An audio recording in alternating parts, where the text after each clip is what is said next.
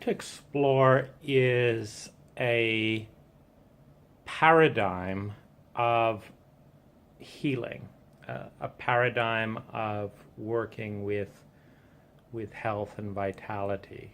And I'm going to begin that by reviewing some of my own first experiences of health growing up. So, as a child, I was exposed to homeopathy and did not notice anything positive or negative about that one way or another.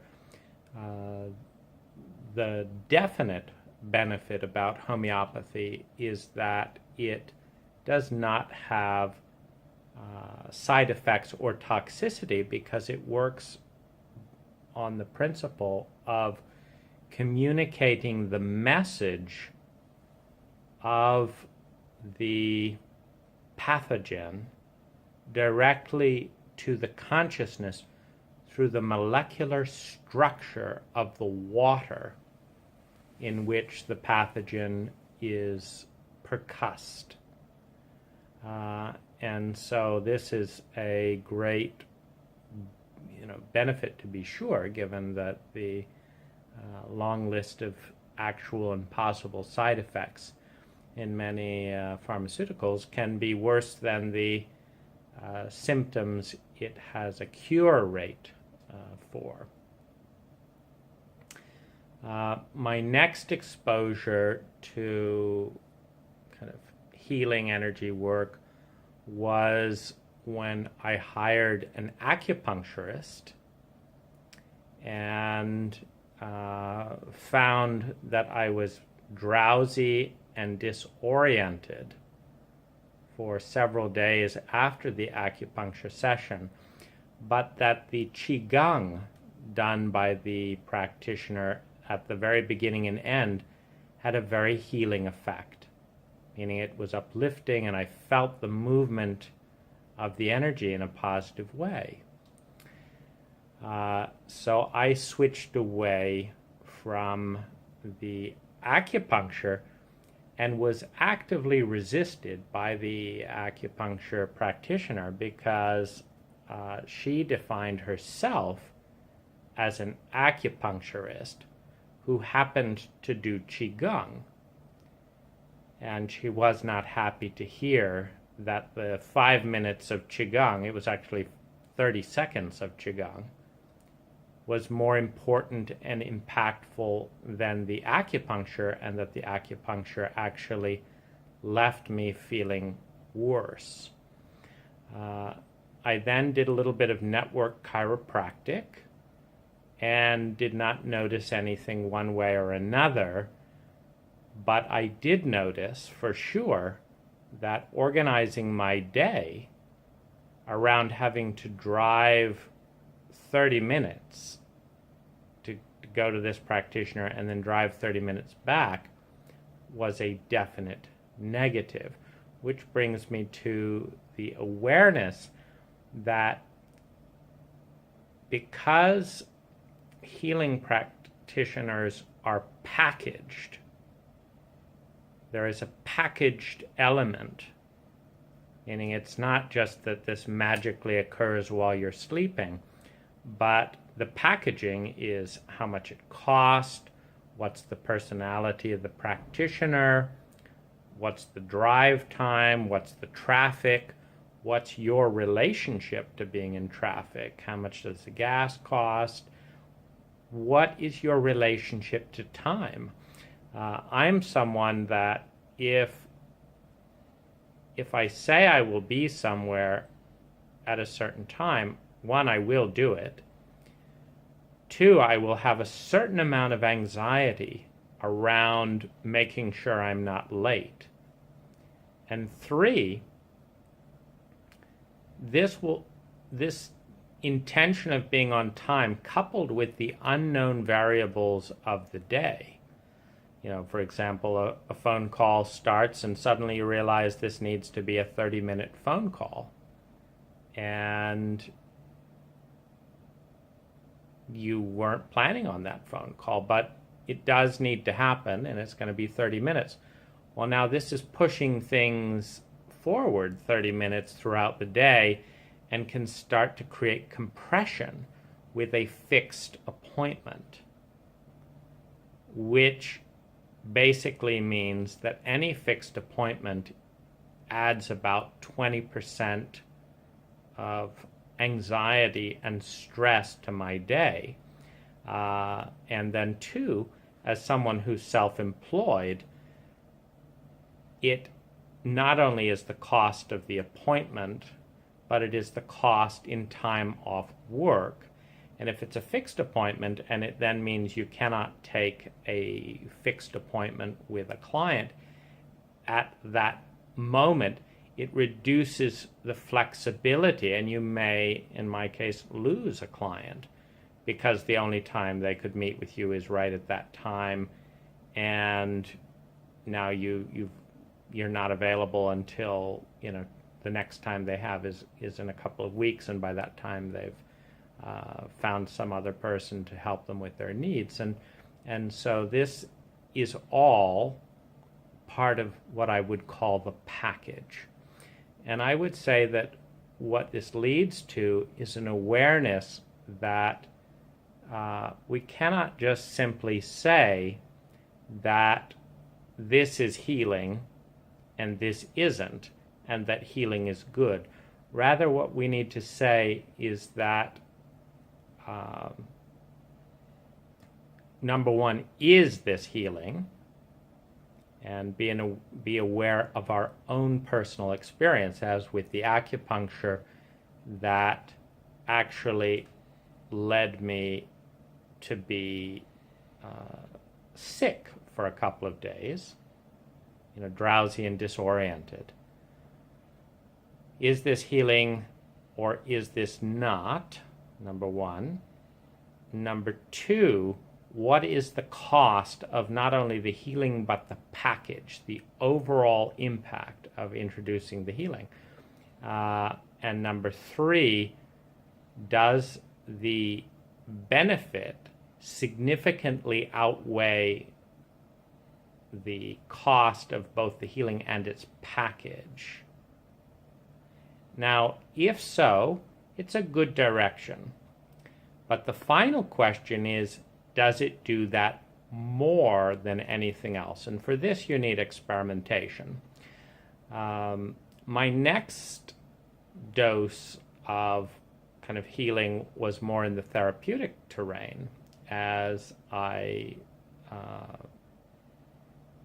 began my first relationship.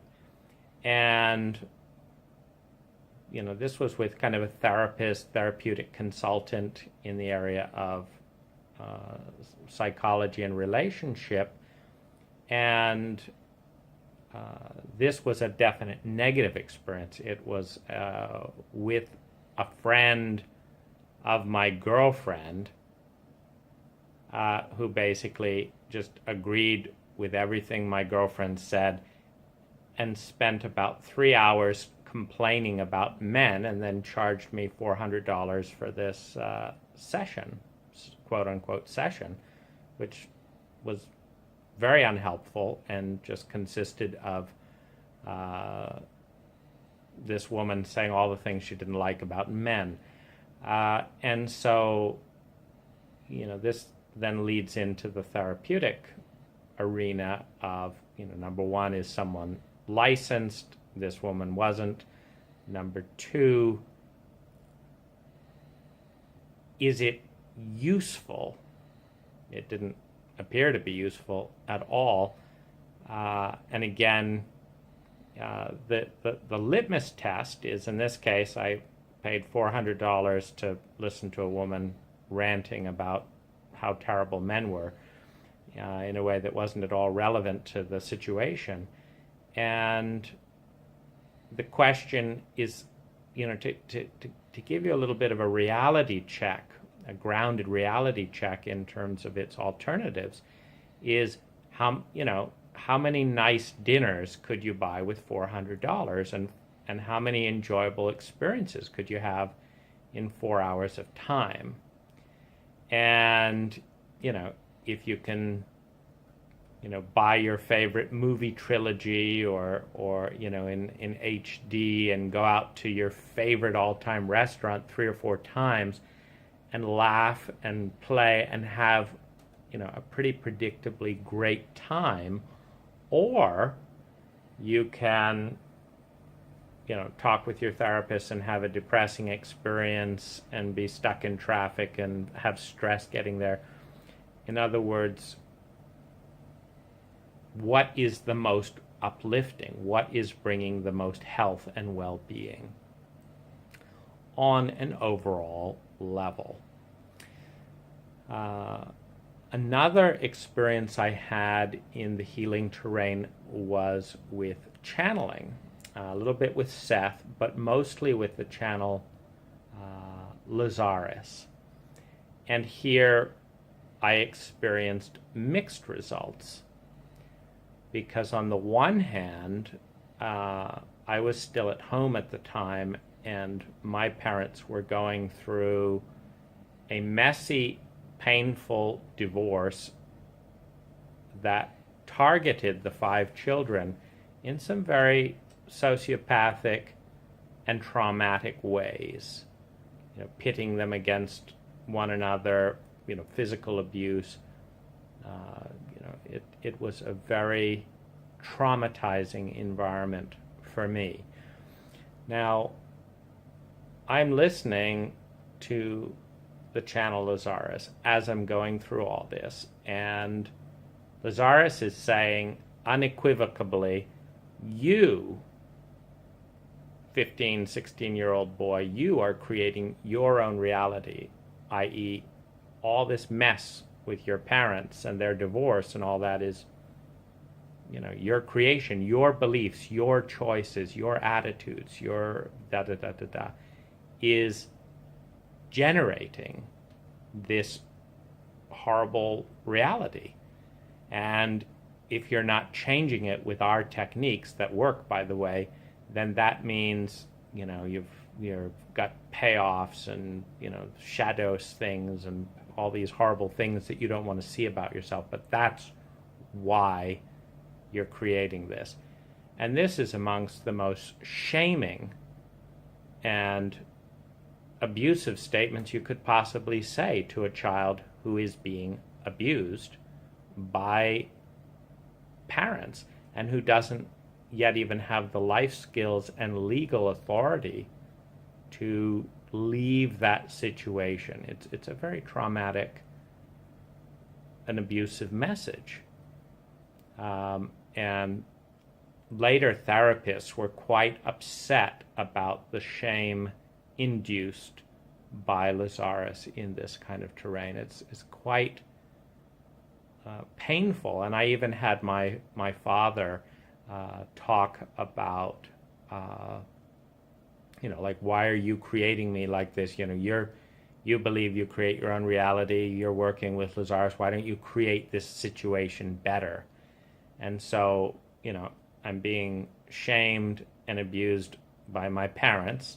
I'm being shamed by Lazarus, who's saying, this is your reality creation, and neither my parents or Lazarus are owning their responsibility. My father is not apologizing. My father is not owning his impact. My mother is not apologizing. She is not owning her impact. Lazarus is not apologizing. Lazarus is not owning his impact. It's all being put on the children in a very destructive way. And so this was the dark side of channeling and metaphysics and reality creation.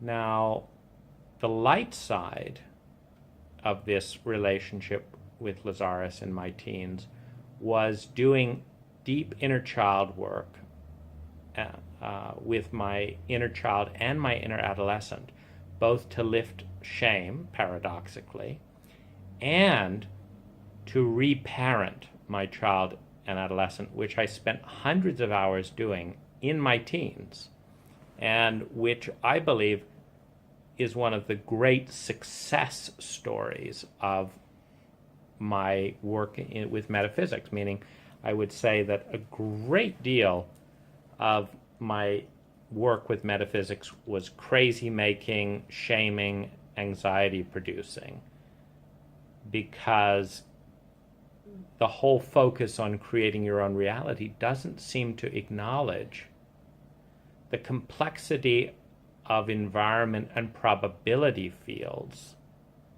or deal with the reality that, not a single person that I've ever met or know, including myself, is just going in and truly making the big changes, because Lazarus will say that you create it all. It's all an illusion. Everything you say is your beliefs, If you change those, the whole reality is an illusion. It can just change instantly. And the message that I heard is, if you do this right, you should be able to have a great president, a great environment, a great, an intelligent government, a happy world, a safe home and family. And of course, I've never had any of that. I've never had a really great president, great government, ecologically sound world, or a safe and sane family. And a lot of people that I meet are in a tremendous amount of pain in one form or another, and low grades anxieties and and various things. And so to have all of this focus be on you, the individual, creating this whole thing, just seems abusive relative to what seems much more intelligent, which is in this kind of environment, 80% of people will experience some depression in their lifetime. 20% of people will get colon cancer.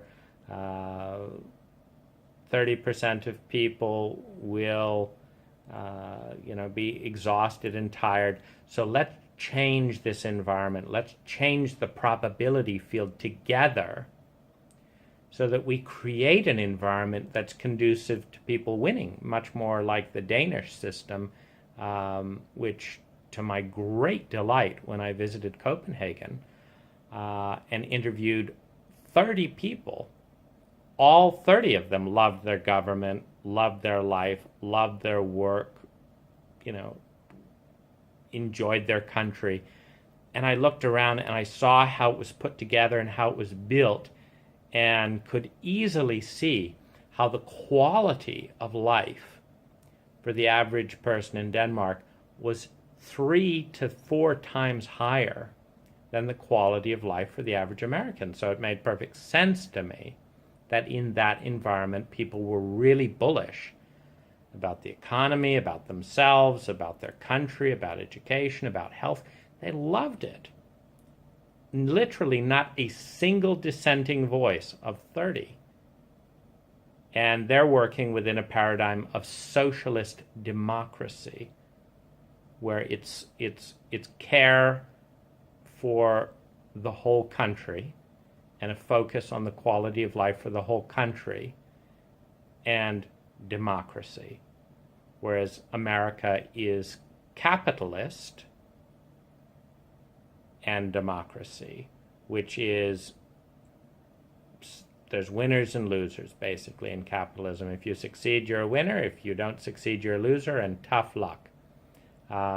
In Denmark, it's everyone is important, and we're going to work together to see that everyone in Denmark has a great college education, a safe home, wonderful health care, beautiful architecture, a high-quality environment with lots of sustainable renewables. It was amazing just seeing their quality of life. It's just beautiful. So but no one person, you couldn't tell you can't tell an American, you create a reality like Denmark.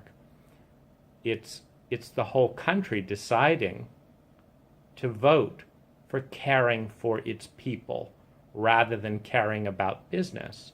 And when I say rather, there's actually more billionaires per capita in Scandinavian countries, despite all the mythology to the contrary. There's more billionaires per capita, and there's a much higher quality of life.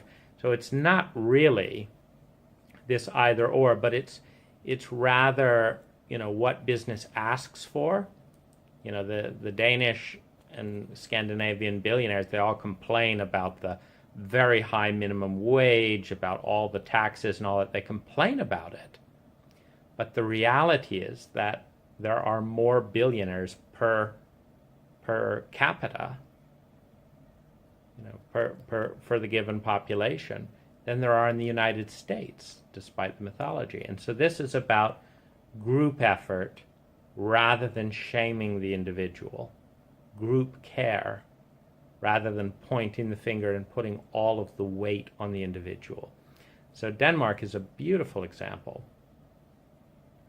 And so, as I say, the great positive being the work I did with my inner child and my inner adolescent, which I owe directly to Lazarus. And so a little bit of a paradox there, a little bit similar with the woman with the Qigong and the acupuncture. The acupuncture made me sick. The Qigong made me healthy. She didn't want to do just the Qigong, so a little bit of a tension there. Now, moving on, I worked with crystals, and I have this wonderful crystal here on my belly. And crystals are quite a subtle energy, so I found I had to really tune in before I felt something. And I've invested over $200,000 in more than 2 tons of crystal. And I would say there's a definite healing dance and a beautiful flow and energy around crystals, but it's hard to put into definite words, meaning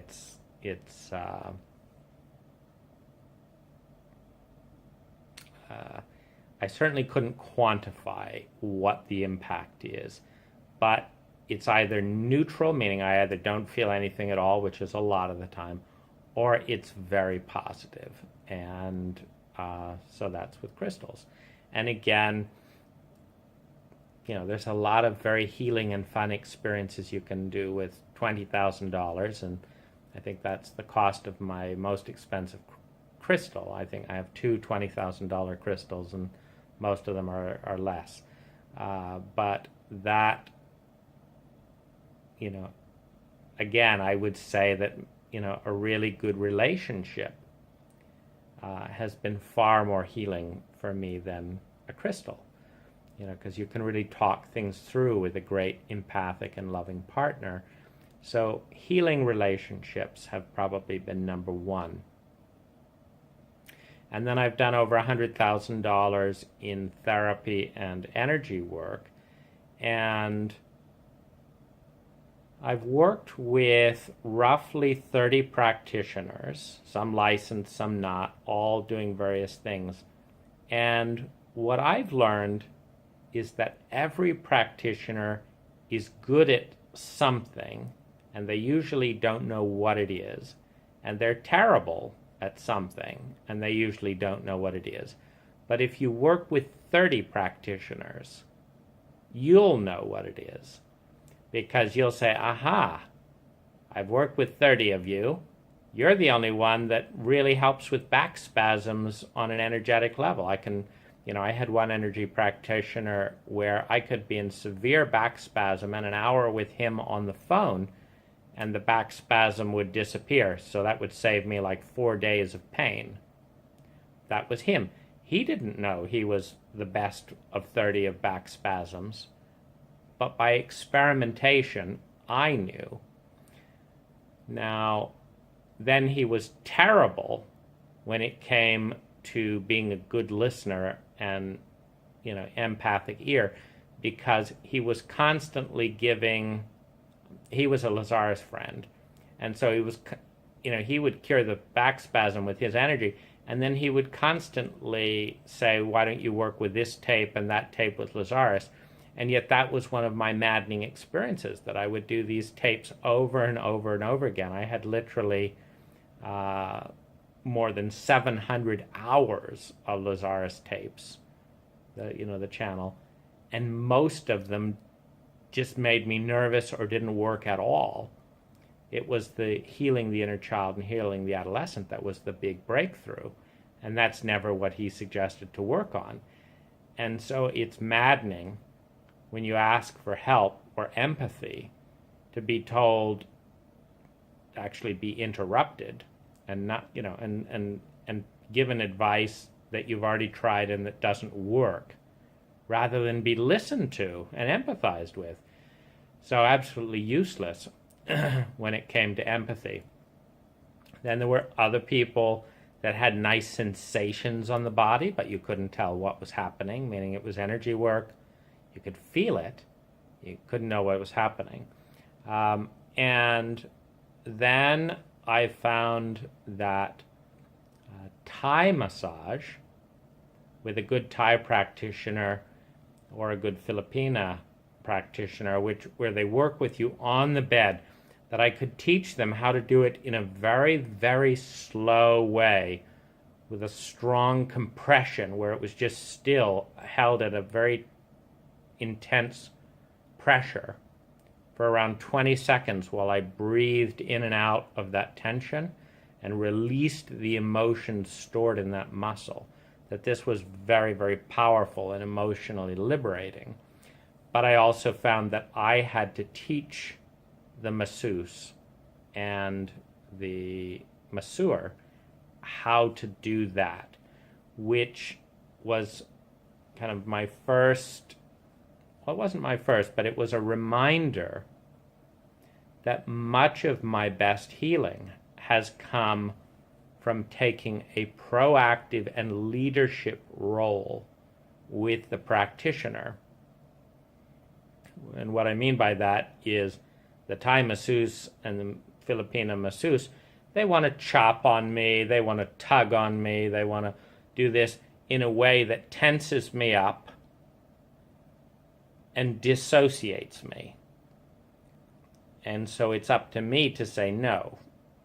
First of all, I'm going to ask you, are you coachable? Secondly, I'm going to coach you. Thirdly, I'm going to watch if you can listen to coaching. And fourthly, I'm only going to proceed if you can do all that. And that's about 1 in 10, maybe 1 in 20 in Thailand or the Philippines. It's about 1 in 30 in the United States. Mostly because in the United States, there's a lot more egotism around being coached. There's the idea in the United States that somehow someone telling you how to do your job is a reduction in status or an implication that you're doing it wrong. Whereas more commonly in Thailand or the Philippines, they just want to be helpful. And if this is what's helpful for you, that's what they'll do. And so there's a skill in finding the practitioner. There's a skill in knowing what works for you. There's a skill in teaching it. And if you do all that right, then you can have profound healing and experiences. So that's another, part of that experience. So what I want to explore, though, so we've got, all these different modalities. And then I had, the shaman I've done the most energy work with is very good at listening, good at space clearing and energetics, and so kind of a hybrid of good listening, empathy with energy clearing. And so, I've done $100,000 worth of work with him over a 10-year period. And then finally, psychedelics, MDMA for complex PTSD, and mushrooms for suicidal depression, along with MDMA and LSD, so combinations of LSD, mushrooms, and MDMA, which profound breakthroughs, but also profound crises, because in the first situation where I had a professional help me with my first MDMA session, he participated with the overdose that led to my first blackout in my lifetime and almost killing myself when I fell in a blackout and hit a glass vase alone in the house after the sitter left. In other words, these substances need great respect and they need great care and love by a practitioner.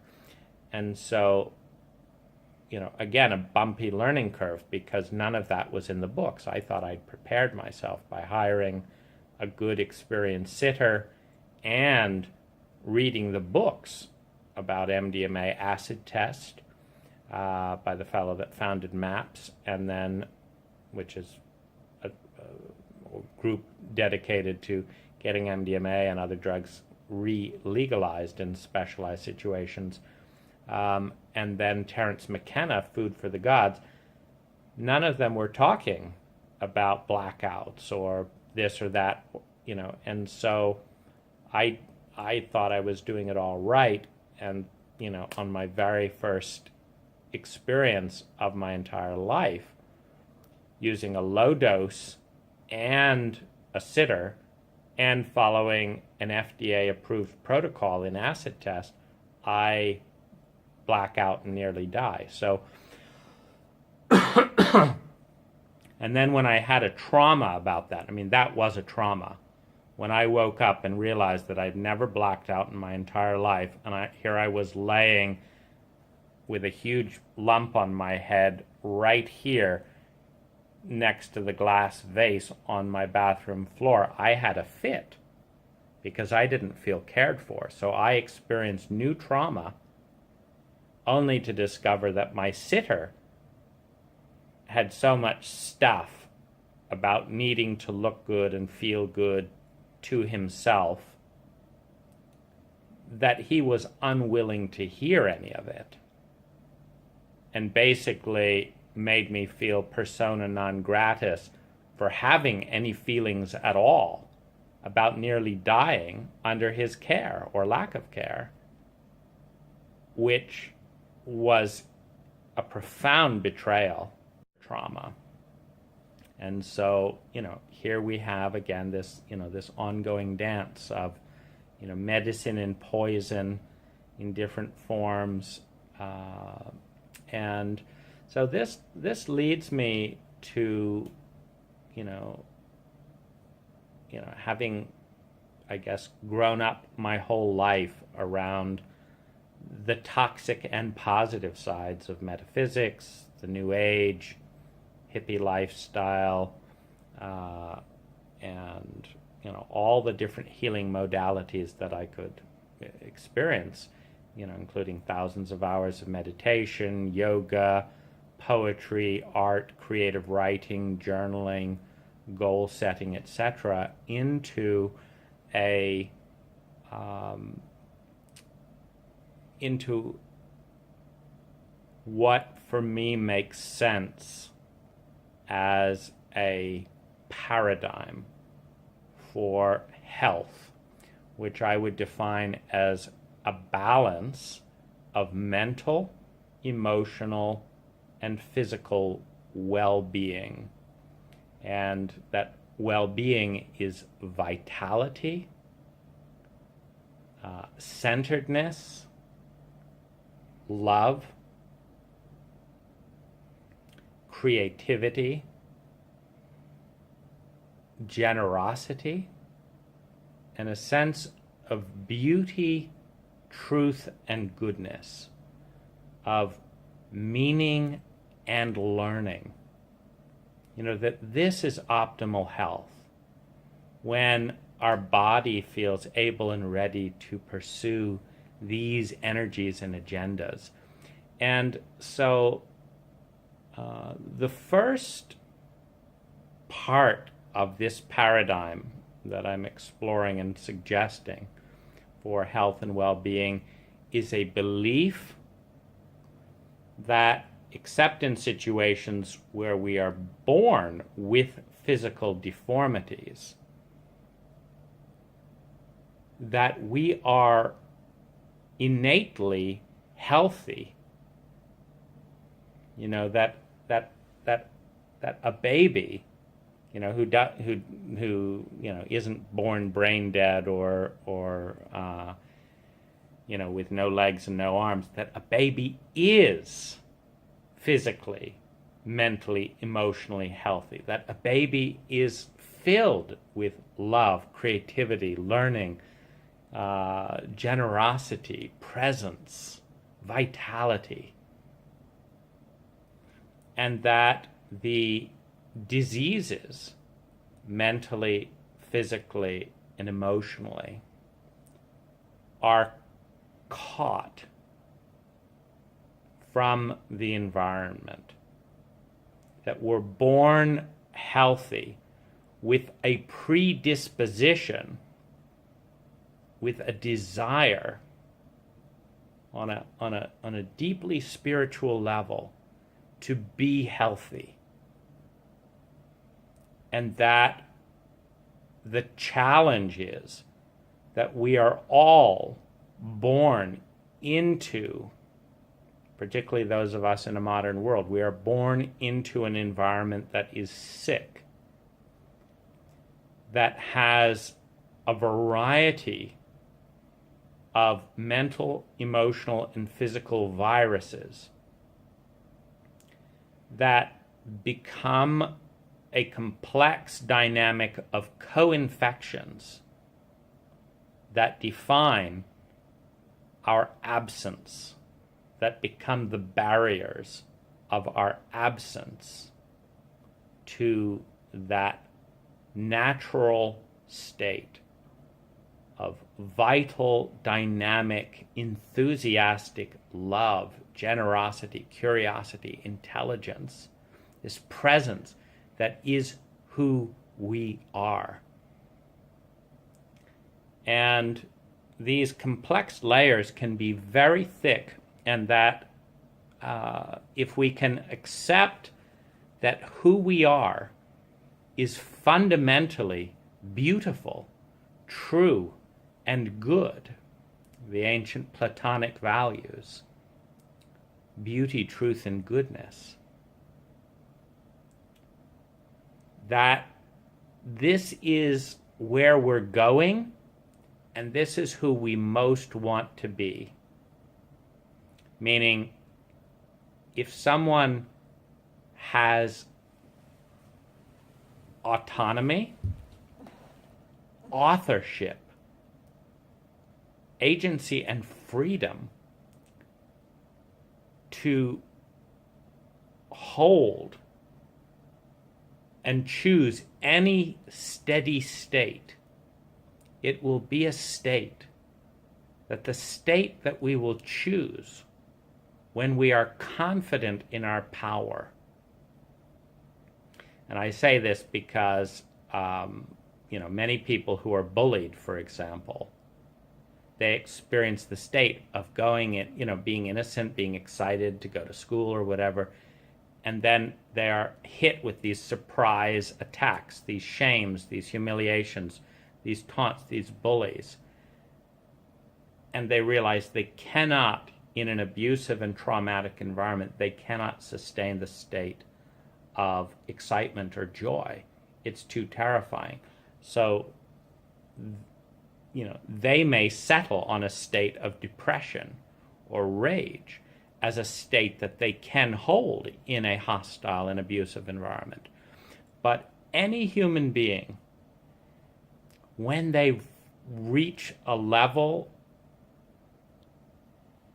and an environment in which they can, with certainty, maintain a state of joy, of love, of giving, they will do it because it's fun. Because it's more fun than either hurting other people or being hurt. It's more fun than being depressed or filled with hate. It's more fun. But we need the element of certainty, meaning it is no fun at all to get excited and enamored with a possibility and then have our expectations dashed, our hopes betrayed, our love ignored and dissipated and discarded. It is so miserable to experience that we will grasp at a negative state that is certain over a positive state that is incredibly volatile and able to be snatched away from us at any point. This is very important to understand because the need for stability and certainty, the need for certainty in some cases is higher than the need for pleasure or joy or even love. And this is where you have someone who's been deeply hurt. They were innocently in love. Their partner betrayed them. And what do they say? I will never love again. What they're doing is they're creating certainty that is a healing balm on the incredible ache of volatility that they're experiencing with this surprise betrayal. In other words, a painful certainty is sometimes more medicinal for shock, for hopelessness, for helplessness, for confusion than an uncertain positivity. That the idea that I will love again and I will encounter this shock and this hopelessness and this betrayal again is so painful that I will block that pain off by saying I will never love again. And this is why I say we will only choose to come back to this truth of our deepest love, our deepest beauty and joy when we are certain, when we can hold the state with confidence. Because otherwise it's too close to our deepest pain, our deepest loneliness, our deepest helplessness and deepest despair is to be that close to our greatest joy, our greatest love, our greatest sense of self, and then in a moment have it all taken away from us and lose it all, and two, be blamed and humiliated, shamed and abandoned for even trying, for the foolishness, for the naivete, for the innocence of believing, not honored for that enormous vulnerability and risk, but shamed, blamed, and humiliated. This is our deepest fear. So, what happens in this terrain of the wounding? We're coming in beautiful. Like I remember this light coming in. And I remember seeing my mother and knowing with certainty that the helplessness and hopelessness that had led her to deny and give up on life was not as hopeless as she thought it was, that there was a way that she could have everything that she wanted. And I was so excited to give that to her. And I didn't see that clearly in my father. I saw it in my mother. But then there was this process. So first of all, so I kept trying to make contact with my mother in that sense. But when you've given up so deeply that you don't even want to see you've given up because it's just depressing, you do and will fight to see that you've given up. Because when you truly believe it is hopeless, that there's no real love or joy for you,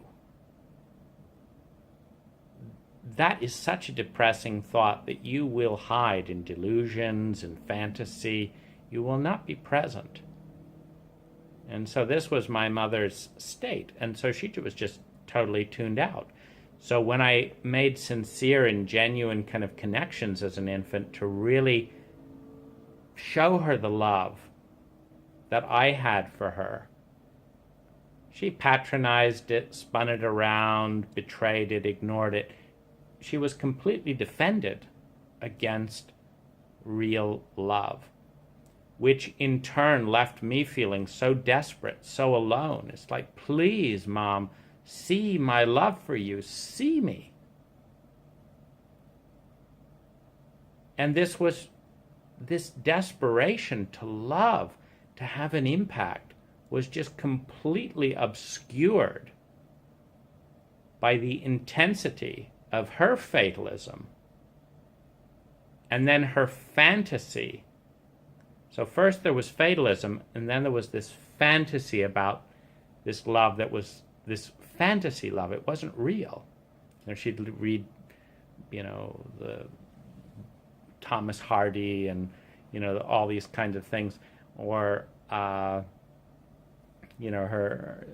best that she could imagine was kind of promiscuous sexual joy through her novels and things, and that this really was the only thing that was available to her. And so when I realized that I could not get through, that no matter what I did, I was blocked, I went into a sense of my love not mattering. I went into her wound rather than her coming out into my clarity. My clarity that if she would lift the veil, she could actually see. And with that sight, she could create real love.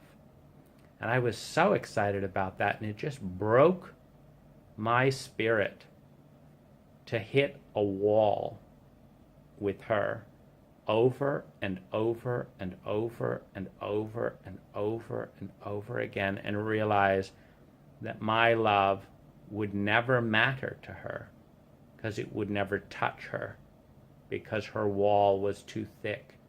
And she would never love me because she couldn't love, because her wall was too thick. And I was all alone, unloved and unable to love the person I was most bonded with. And I just felt complete and utter despair and exhaustion. Just so much grief. And meanwhile, she could not see me. She could not see anything beautiful, good, and true in me. She could see and fantasize about bratty children. Like, if I wanted to be real in her world, I had to be kind of like this Victorian I had to show up as some caricature of a traditional child. So if I misbehaved, suddenly I existed because that's what children are supposed to do. But if I was just kind and present with her, I didn't exist, because that's not what children do. And so I found myself trying to be real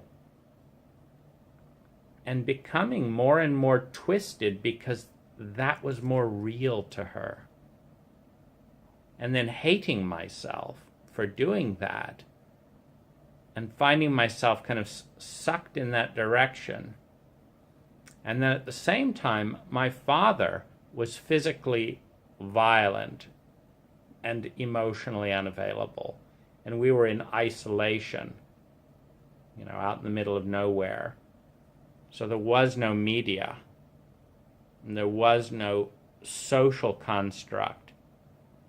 And then the spiritual world was polluted with the horrors of Norse myths, Greek mythology, the Old Testament, Russian fairy tales, and Grimm's fairy tales, which I say are horrors.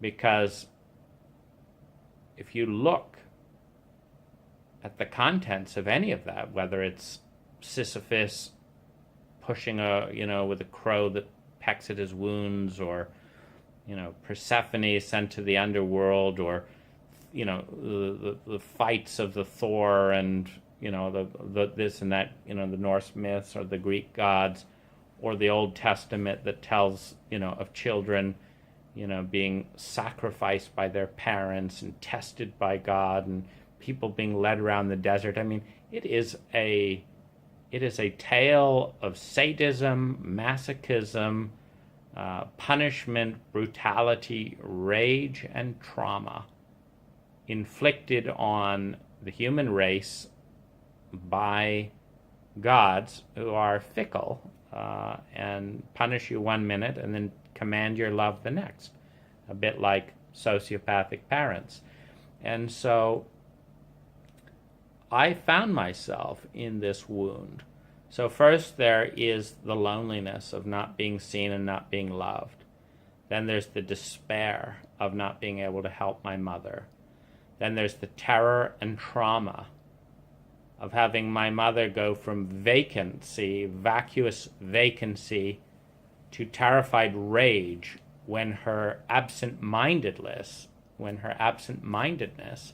leaves her to make some mistake, like crashing the car or exploding the oven, in which case she screams and is terrified and projects all this sudden influx of energy at me. And then, my father, the brilliant intellectual, unavailable, but constantly criticizing everyone and the world, and it's never good enough. And being all alone in that world, other than the imaginative population of these horrific projected deities in all these mythologies. And I had panic, anxiety, bedwetting, learning disabilities. I couldn't concentrate in school with this level of panic, and it was continued by the kindergarten teacher, threatening all kinds of horrible imaginative things, like witches and sending you into the dark cellar to be eaten and stuff. And it was just absolutely terrifying. And if you're in a world of skeptical scientific media, you can combat these kinds of absurd myths and say, don't be absurd, there's no witches and stuff in the basement.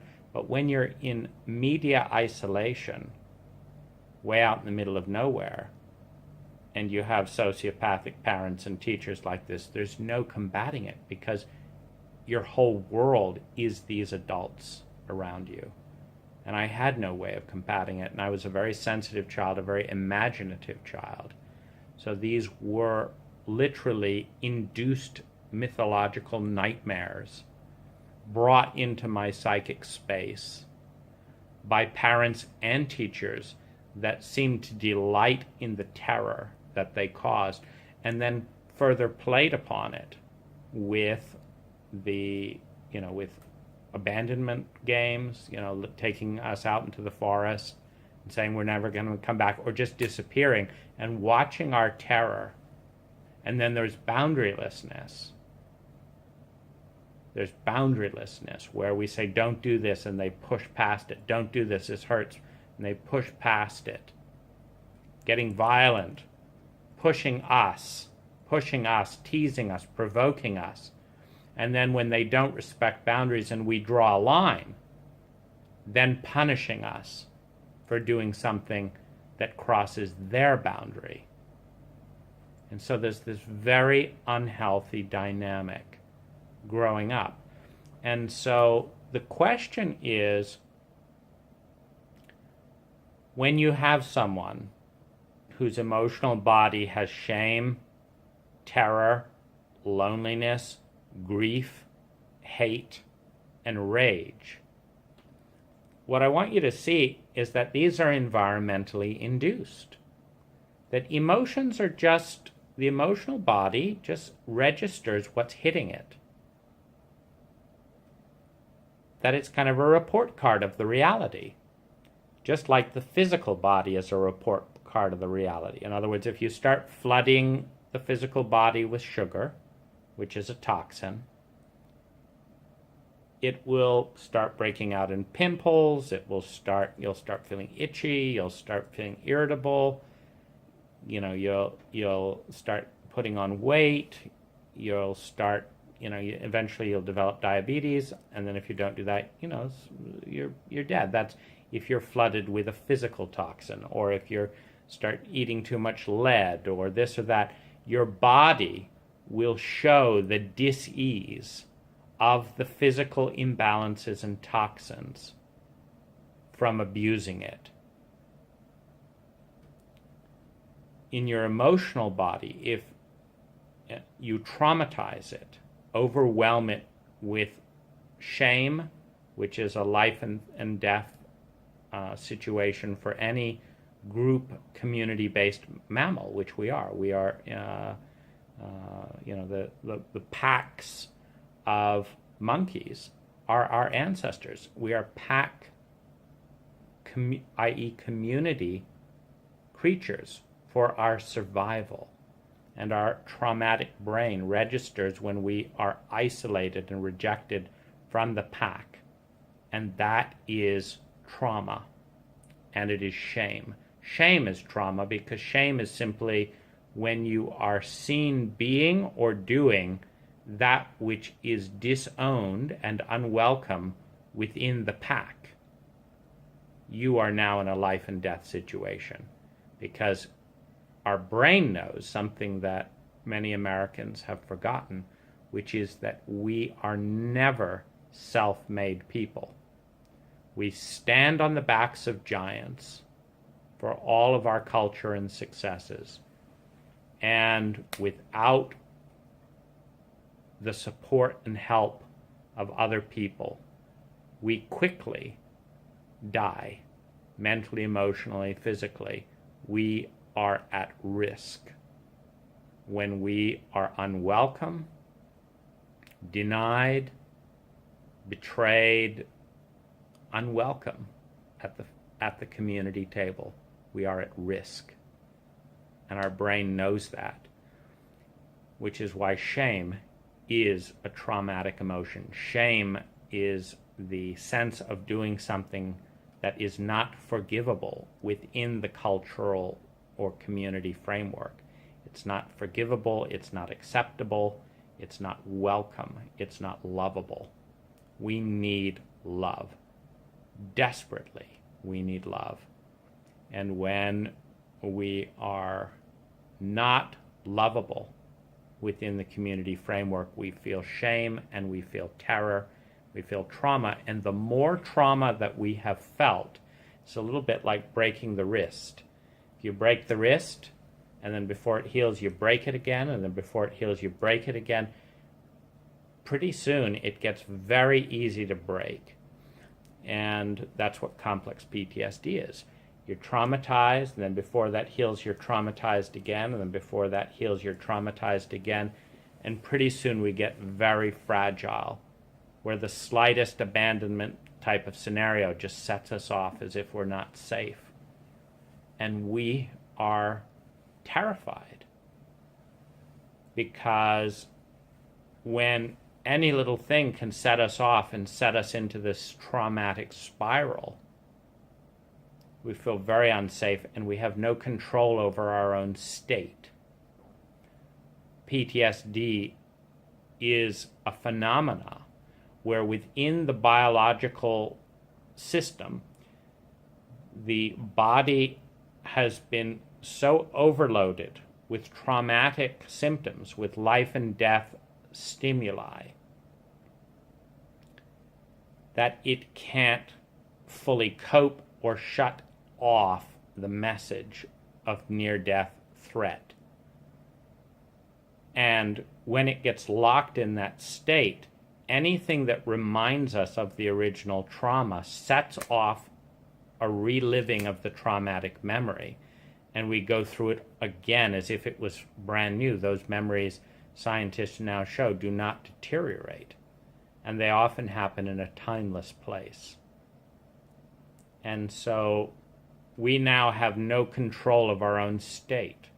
You know, veterans have this where a car muffler will remind them of their worst nightmares in Iraq or Afghanistan or Vietnam. And see, what makes it so devastating for those veterans who have been shamed for having needs, for being emotional, for being vulnerable. The military shames men for being vulnerable and for being feminine, vulnerable and emotional. So first, they're shamed. Then they're traumatized and not given the skills to heal that trauma. And then finally, they're in this state where a random stranger who hasn't sorted out their muffler can trigger their worst nightmare, ruin their day, and perhaps put their life in danger. Because if you're having vivid flashbacks that are overlaying on reality and you're driving your car right there, you may have an accident. And a veteran in that state knows that they could kill themselves or another innocent person because of this unresolved mental emotional dis-ease. And they feel helpless, and they feel rage, and they feel betrayed by their government, who is not doing anything close to what could be done for this. And so in this kind of situation, I felt, intense amounts of panic and neediness around attachment issues, which always came up right at the beginning of a relationship. And because I'm confident, because I'm intelligent, because I'm articulate, nobody could or would understand how vulnerable I am in the first few hours of any new relationship, how many landmines I have to dodge around, how explosively painful and lonely it is to start bonding with someone and then have it ripped away, as in, up, gotta go. That this is a trauma that's reliving the early infant trauma in the inability to bond with either parent in a state of complete social and media isolation. And the terror of that, the terror of being left alone with these mythological nightmares that were populated into my psychic space by a sociopathic culture that does not have beautiful myths about loving, compassionate, kind people that understand that we're human and understand that all humans make mistakes and forgive and love and are kind. But as a mythology of punishment, of rage, of perfectionism, much like the mentally and emotionally diseased parents that I had. And what I'd like to suggest, building on this paradigm of understanding and believing that we come in beautiful and we come in healthy, is I'd like to suggest that the diseases, the physical diseases, the mental, emotional diseases, suggest the toxins in the environment. So I became physically hyper.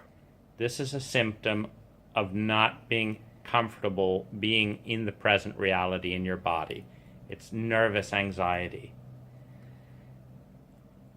So that was one of the first physical symptoms. Emotionally, as a child, I felt shame. I felt unlovable. I felt terror.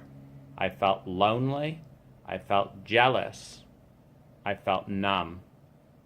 I felt rage. And I felt envious. And so these were all symptoms of different experiences going on in my body. And then, as I tried to talk about these experiences and they were suppressed, lied, and shamed, suppressed, don't talk about that, I don't like that, you're a bad person, or don't you talk about your parents that way, that's not the way, or you're a bad person, and thinking this. Then there comes a new wave of disease, because now all that disease, rather than being healed and welcomed into a healing environment where the toxins in the environment are analyzed, and it's which is medicine. It's saying, you feel lonely because you are a pack mammal that needs to bond, and you have not been able to bond with anyone.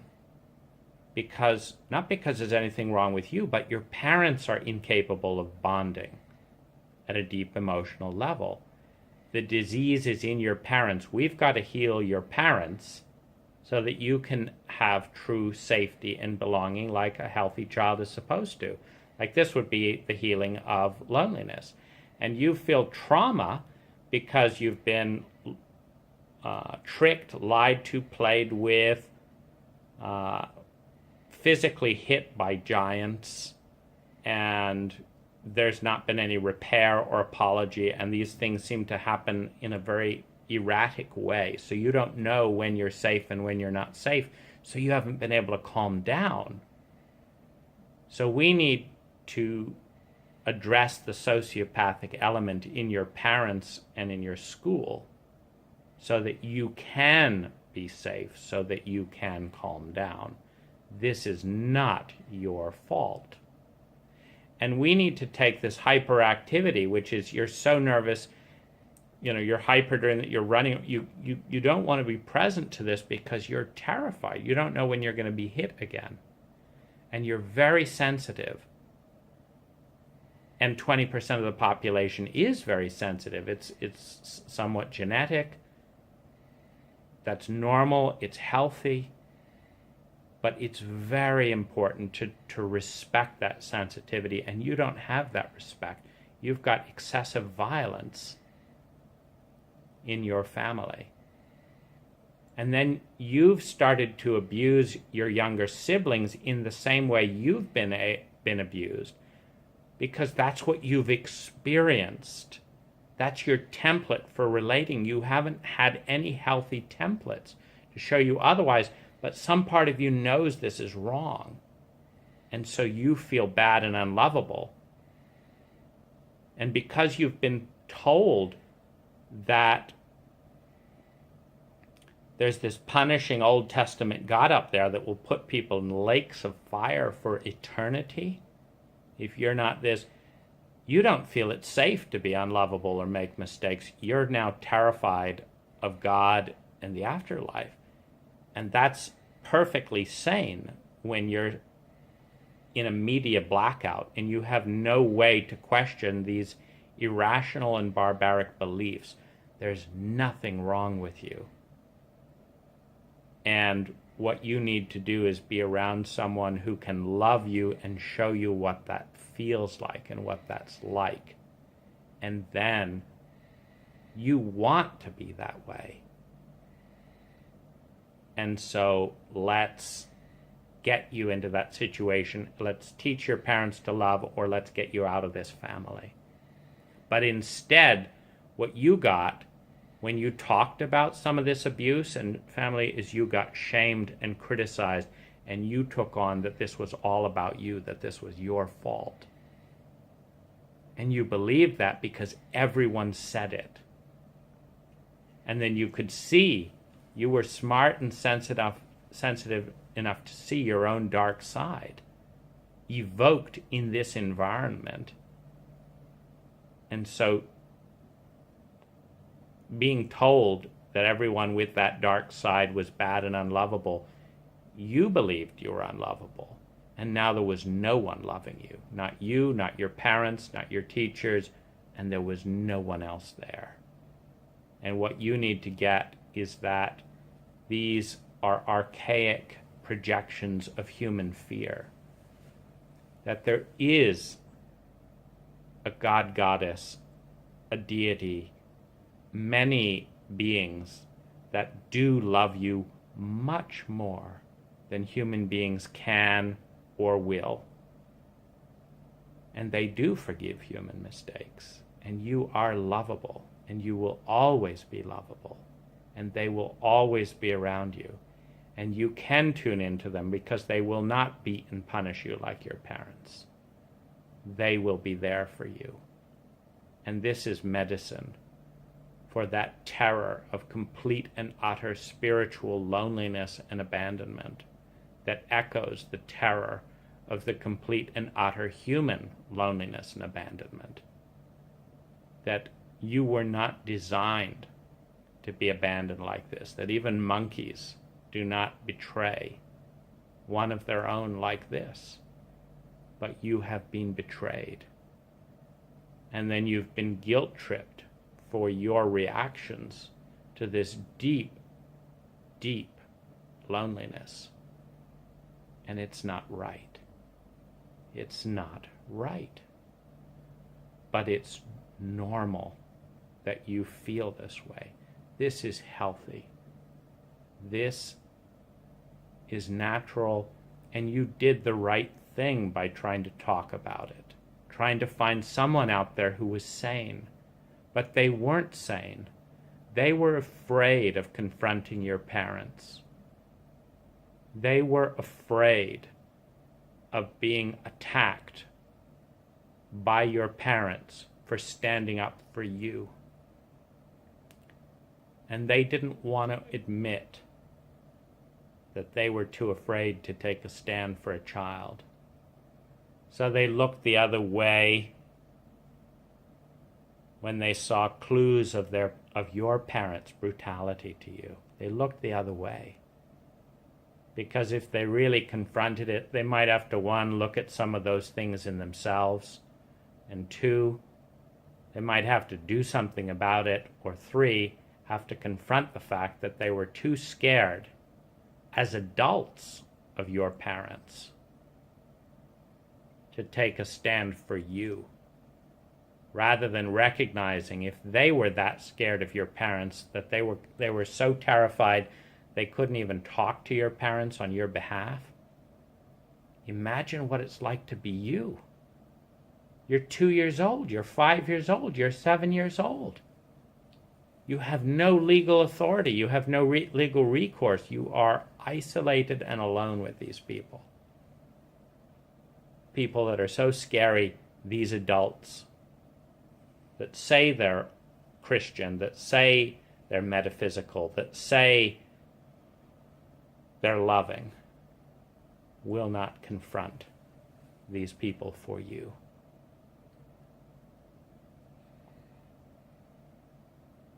There's nothing wrong with you, but your parents are that scary in this culture, and the other adults are this scared and this cowardly that they chose to let you be alone with these adults rather than help you out or validate what you had to say. And because they couldn't face that, they shamed you for talking.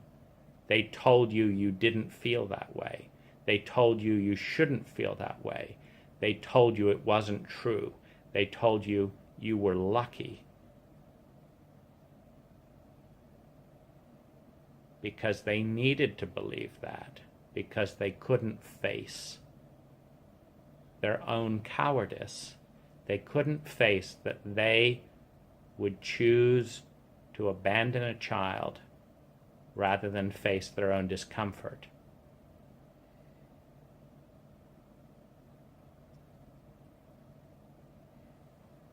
And what this does is it lifts the insanity. Number one, it lifts the shame. Number two, and by just having a single adult say these things, it is a safer world. Because it means I can trust my own feelings. It means another person is validating them, that there's something right about them, because they're saying they're okay. They're saying my feelings are sane, as opposed to I'm a bad person for feeling them. And so it's taking off the insanity, it's taking off the shame, and it's saying I'm safer because I can trust myself. When every single adult is basically saying you're lying and you shouldn't be being the person you're being, how can you trust yourself when you, as you are, your truth is getting you into more trouble? It seems like you are the enemy, which is how the pathology of self-loathing, self-hating, and self-abuse gets added to terror, trauma, shame, horror, and loneliness. Then you start, rather than loving and healing and lifting those off, you start adding that on. It's not okay. It's how the sickness becomes sicker and sicker and sicker. It's evil. When you betray a child in that state, it is evil. Because the amount of harm that will be done within that child and then eventually externalized outward. Because we are part of a social and biological ecology. And you cannot inject shame, hate, rage, violence, loneliness, more shame, more hate, more self-loathing, more terror, and more trauma, and more loneliness into one cell of an organism, and then just walk away, and you're part of that organism, and expect that that's not going to catch you at some point. If someone is successful at injecting an innocent individual with enough toxicity, they will turn toxic. And what will they do? They will infect the people, i.e. the cells next to them. And as a toxic cell within the body will behave cancerously within the ecology, which is what we're doing as a humanity to a large extent, and within the community.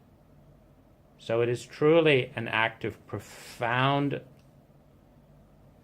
betrayal of our humanity, of ourselves and of our community, when we abandon an innocent child to abuse in this way. And it is common. So what I want to talk about is how do you treat this? Number one, you have to diagnose the disease. Physically, what are the symptoms? Emotionally, what are the symptoms? Mentally, what are the symptoms? The symptoms are the diseases in a certain way, but they, in the same way that pneumonia or HIV weakens the immune system and then attacks that immune system with a variety of other things that normally you could fend off, but in that weakened state will kill you. It's very similar to what happens with that child. So when my love and my desperate need and desire to love my mom is completely stonewalled, there's nothing that is a bigger part of me than my love. And when something that precious is completely invisible and ignored and blocked on all sides, it becomes a profound source of pain and grief. When you take that joy of loving and turn it into grief, loneliness, and pain, it's harder to breathe, it's harder to stay present, it's harder to be in the moment. It's hard to be in the body. It's so painful. And so it is traumatic. So there's a dissociative element. As soon as you dissociate, there's a part of you that can survive because you're numbing out the pain. But there's also a part of you that's lost. And, by the time I was 9 years old, I had no feelings. I had no direct connection with my heart. The pain was too deep. So my heart is basically offline. That whole most potent, powerful generator of energy and life and health, of immunity, is offline. Because the only way I could survive was to dissociate from the pain of having that lost, rejected, denied, ignored, blocked at every level. But that's not all. When all that's going on, then there's shame, then there's trauma. The trauma takes you down into the sociopathic brain. You further disconnect from emotion. But you also lose the capacity to socially regulate. So now as I meet other people, I'm in this numb, dissociated state, and it's much harder for me to connect because it has to happen all mentally, because it can't happen emotionally because the emotions are offline. So now I'm trying to figure out, how do you know what to say here? What do you do here? Because I don't get it. Whereas that's normally a more emotionally intuitive part and thing to happen. And then as I disconnect and stuff, there's more shame. So the key is to follow the path back to the original wound. The original wound, in this case, is a very, very deep, caring, compassionate love being blocked, being ignored, being minimized, being walled against, being distrusted, being unwanted and rejected, followed by a complete isolation and terror and loneliness and an inability to bond. So what's the answer? What's the medicine? It's always moving towards balance. The answer is to have one's love deeply, fully, and completely valued and honored for the profound gift that it is. To have it be seen and valued for its true and potent impact. That's the medicine. And to bond securely, passionately, and deeply with profound respect for the vulnerability of bonding when one has early hood child complex PTSD around broken bonding, about attachment.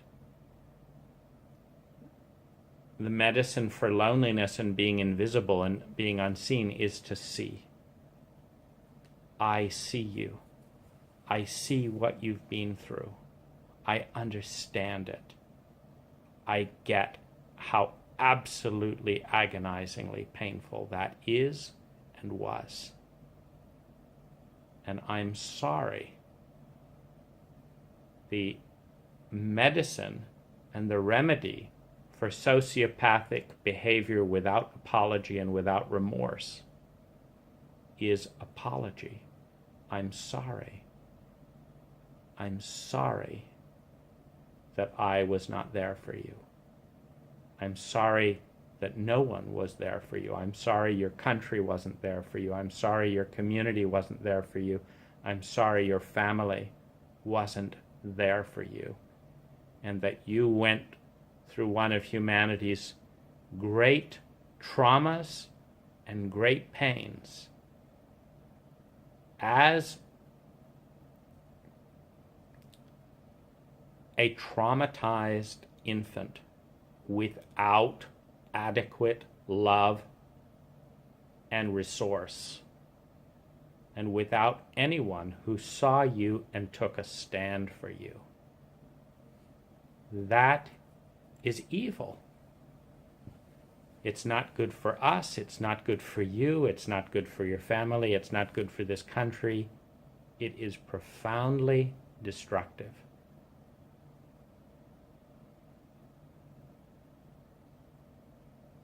And I see you, and I see your goodness, and I see your beauty, and I'm sorry. And I will take a stand for you now.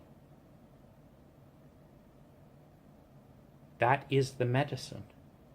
And when that stand is honored and true, it is the healing. It is the return to humanity. It is the level of safety necessary for the reptilian brain to release the consciousness from the sociopathic state back to the human state, from which place the socializing and attuning to other human beings can begin. Because when you're kept in a sociopathic state, due to the intensity of trauma and re-trauma, there is no chance for the human being to learn social graces. There is no chance. Because they've been clipped off from their own humanity and the humanity of others long before they had the chance to grow up as a human being amongst humans. And that is exacerbated by isolation, and it is exacerbated by uniqueness. And in my case,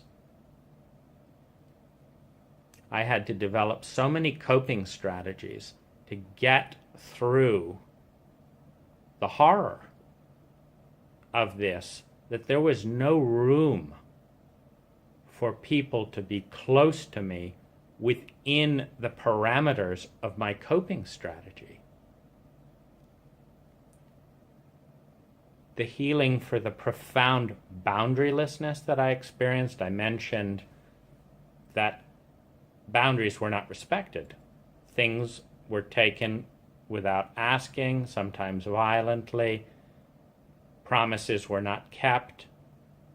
Don't do this was not, I can remember the first time I had to calculatingly save my own life when my mother was pushing me on a swing, and it was so ticklish. Like the sensation in my body was so intense that my hands started to let go of the rope. But if I let go, there were rocks and stumps under the swing. And I realized I could crack my head. So I asked my mom to stop pushing me, and she wouldn't. And I said, "You've got to stop. I can't hold on." And she pushed me harder.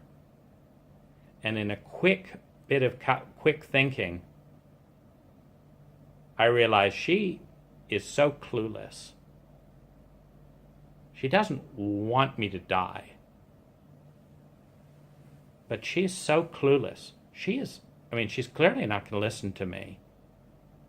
But she will be outraged if I do anything inappropriate to her. She's risking my life.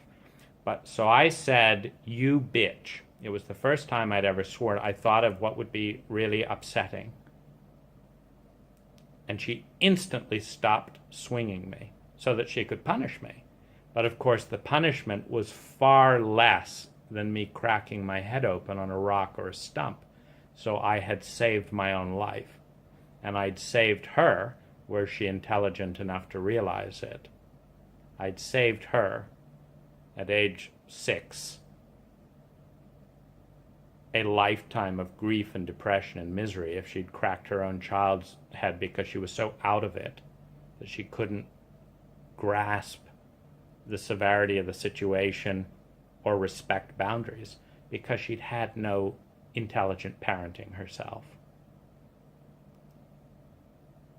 And so this is when the sociopathic brain, the calculating brain, takes over when you are so unsafe in your environment that you cannot count on empathy. You cannot count on humanity.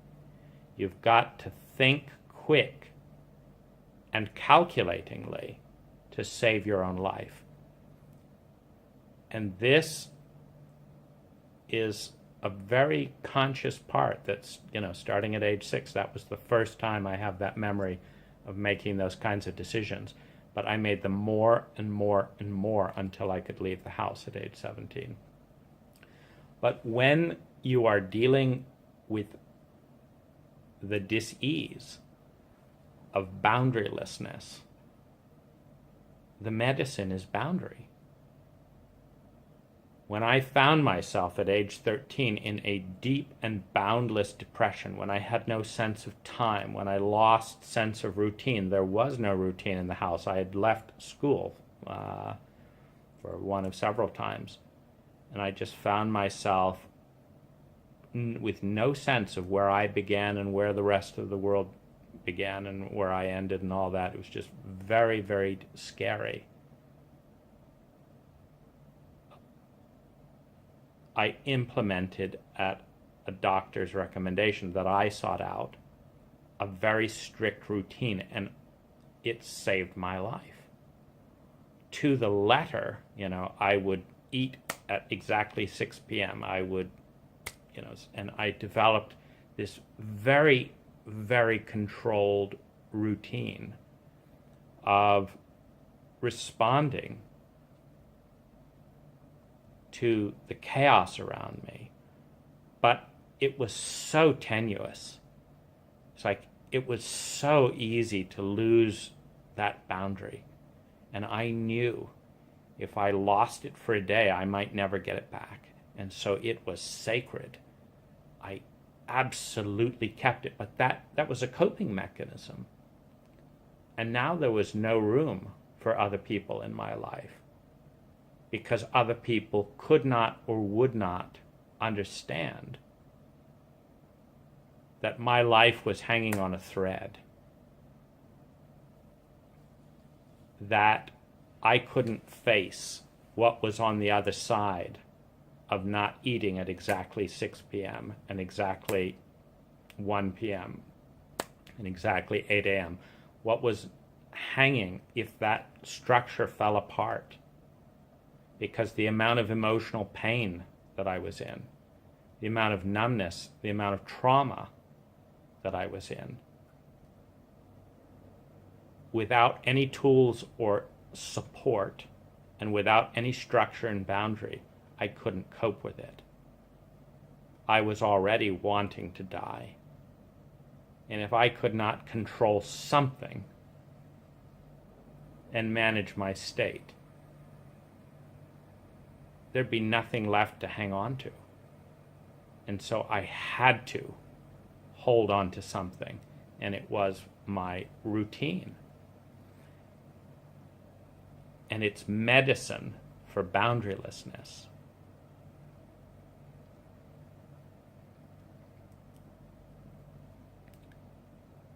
The medicine for being looked at like a freak.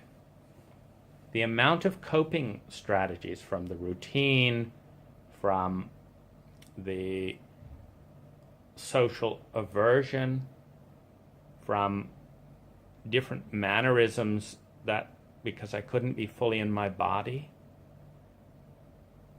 between my attachment or aversion extremes because of this attachment trauma.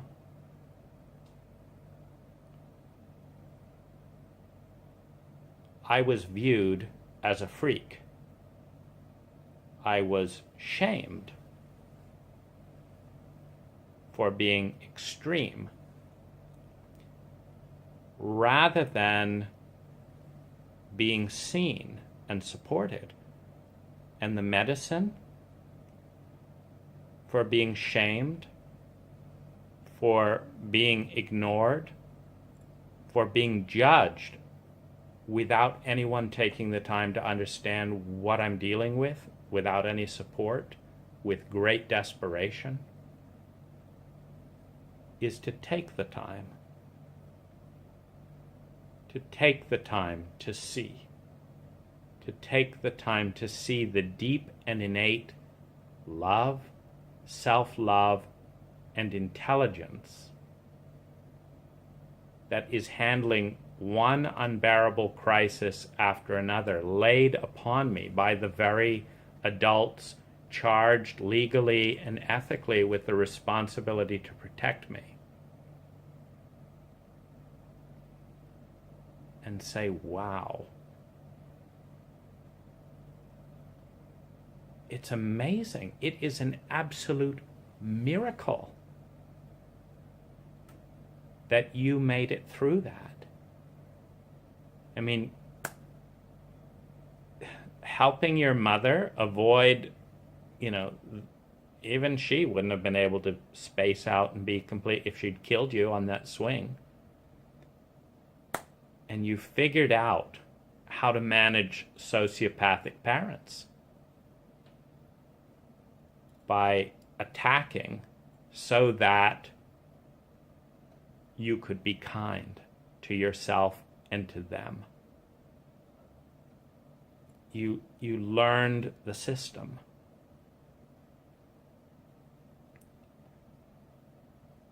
And you managed to find a routine to stave off this boundarylessness. It's incredible. And you stopped talking about all this stuff when you saw adults were scared and punishing and shaming you for doing it. And then when you realized that there was no way to connect with this sick family dynamic, but you were unable to legally leave the house at age 14, and you dissociated. You just shut yourself down. You shut all your emotions down, and you just made yourself into a mummy so that you could walk and leave the room and come back, and that nothing could re-trigger you because you'd shut it all down before you left the room. And then you could go in and out and you could survive. You could get your meal without being spun into a re-traumatization. And then you could relax and write your poems and do all of this behind a locked door. I mean, that's so amazing. You did that. You figured it out. It's genius. It's genius. It's intelligent. It's brilliant. And the freakish stuff is not you. What's freakish is that the rights of parents in a mentally and emotionally diseased state to have children is protected above the rights of the child. And what's freakish is a country that is so dog-eat-dog and so competitive and so insecure to take a stand for an innocent child that's being abused because their own position feels too fragile to risk the retaliation of the parents that are abusing that child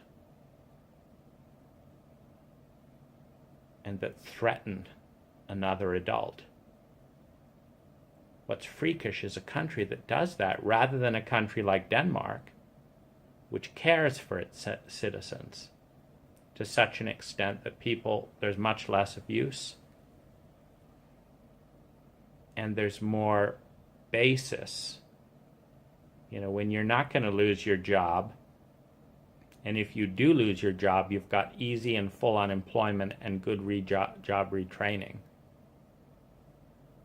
It gives people courage to start taking a stand for one another.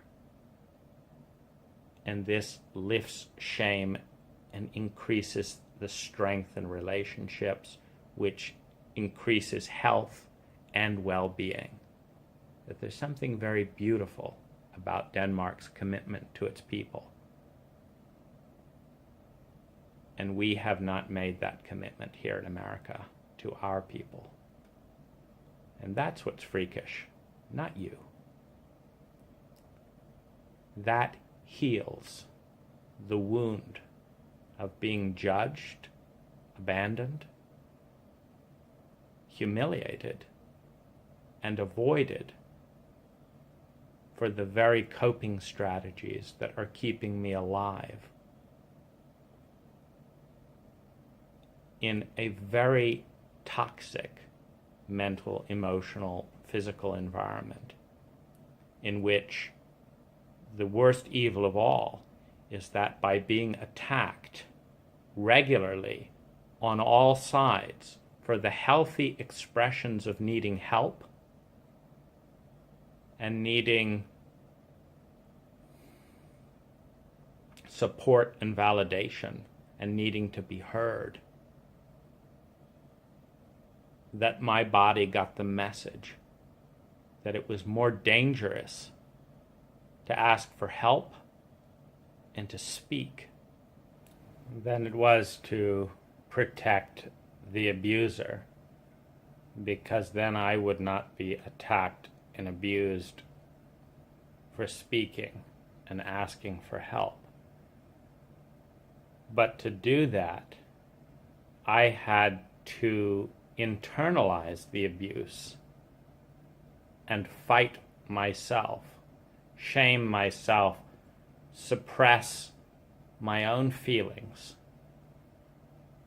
because it was too dangerous to go head to head with everyone while in a traumatic state in which shame and isolation added to the trauma, and in which I was being shamed and isolated for speaking about the trauma.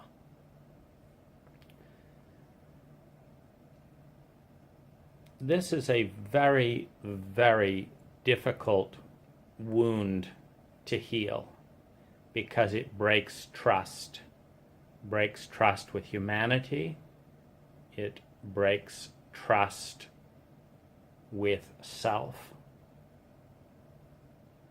because no one in this situation is trustworthy. When a child is abused and betrayed, and then abused and betrayed for being abused and betrayed, and then is abused and betrayed for speaking about being abused and betrayed, and then abuses and betrays themselves to avoid more abuse and betrayal, there is no safe person in that picture. And that's the picture I found myself in as I began slowly, shyly, and with enormous amounts of coping strategies to start my own business, slowly save up enough money to start looking for help. And it's at that point when I started to realize the level of immaturity and unsophistication within the healing paradigm of our Western modern world.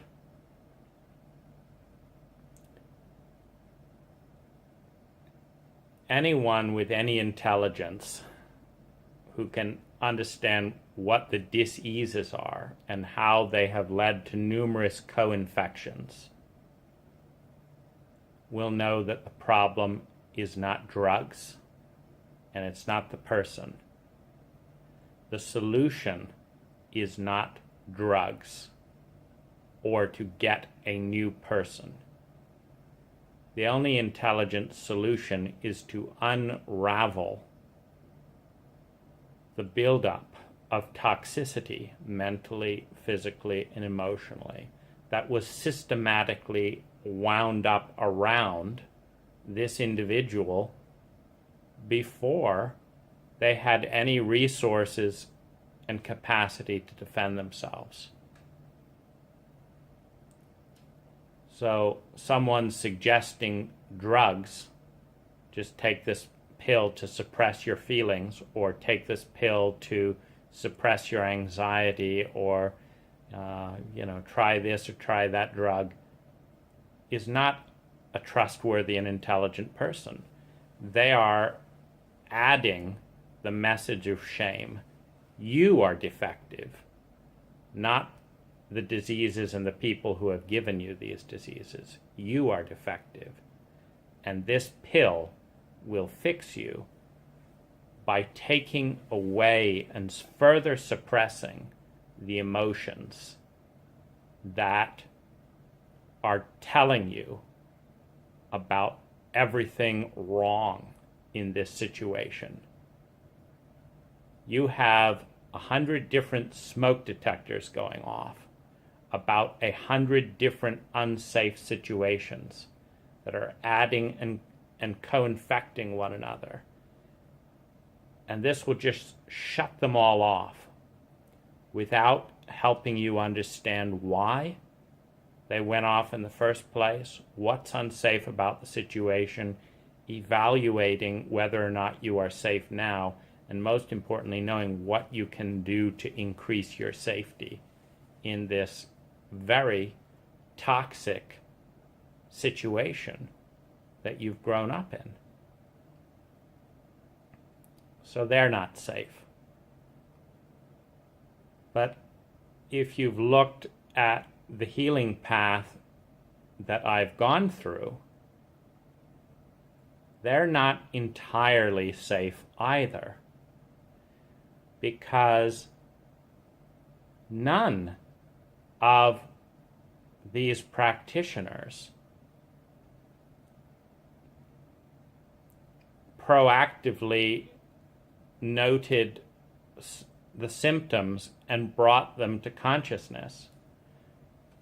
The only detailed questionnaire in this whole healing protocol that I went through with, more than $250,000 and all the different approaches that I, began with, was the chiropractor, which seemed the most crazy of all. The chiropractor,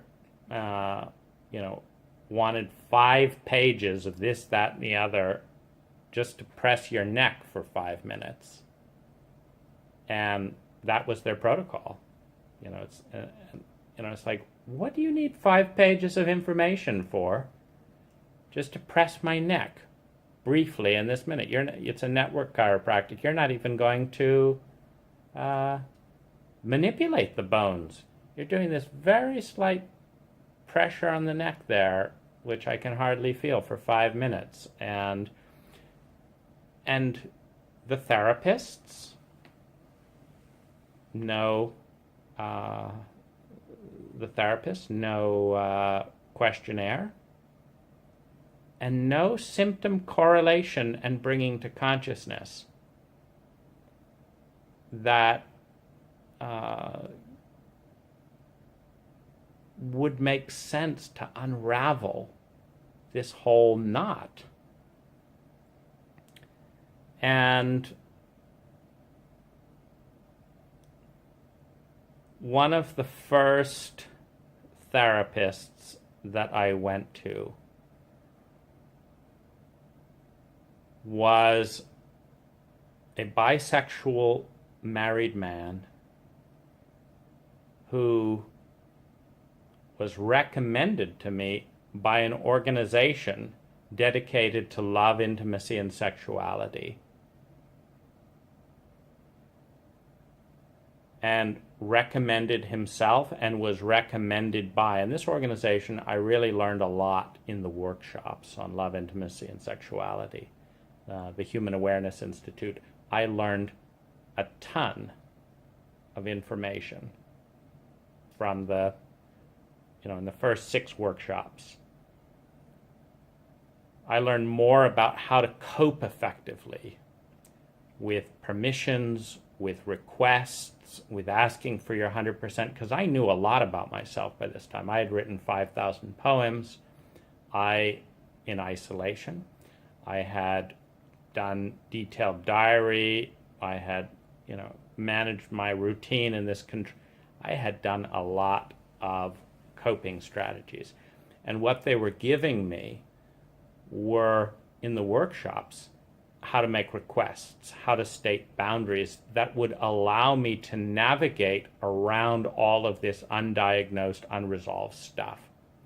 And it was wonderful to be in an environment where people wanted to hear your boundaries, wanted to know your requests, wanted to know what your 100% was. And I had this down because I'd been feeling pain, confusion, panic as people pushed in on boundaries without asking, as people triggered wounds without even the humility to acknowledge that there might be an issue, as people got upset and offended as I tried to keep them out of areas where they would re-trigger me without any space in the conversation to inject, hey, this is major dangerous terrain here for me. Could you slow down?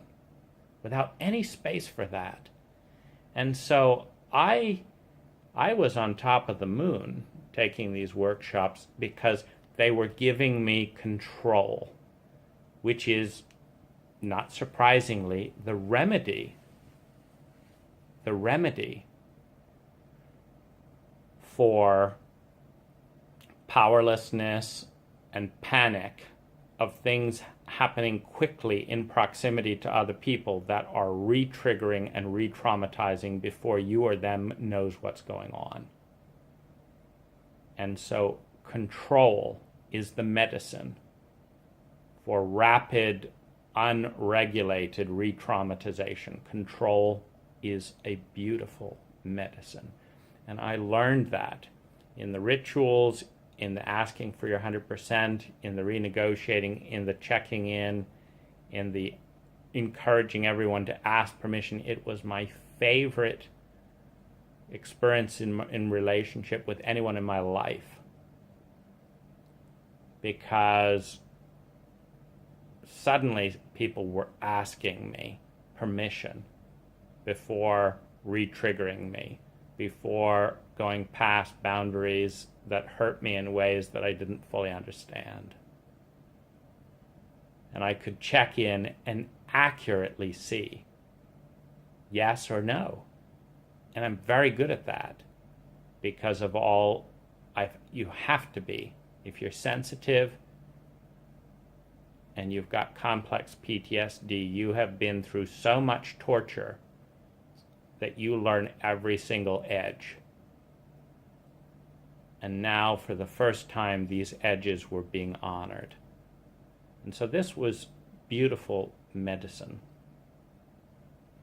But still, in the workshops, there was no questionnaire. There was no recommended reading. There was no way of doing an assessment of what was going on. It was kind of all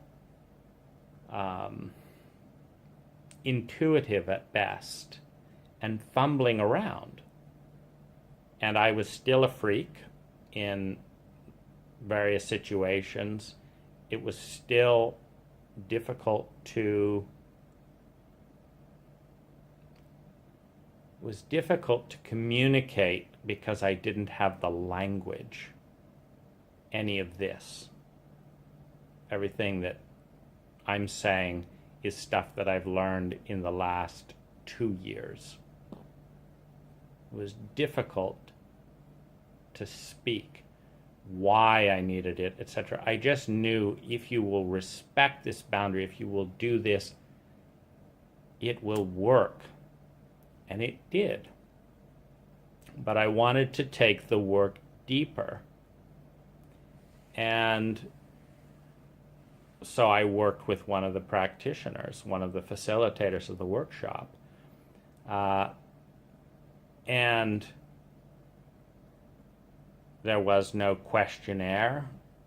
There was no diagnosis. There were no intimate questions. And in one of my first sessions with him, I noticed a bulge in his pants.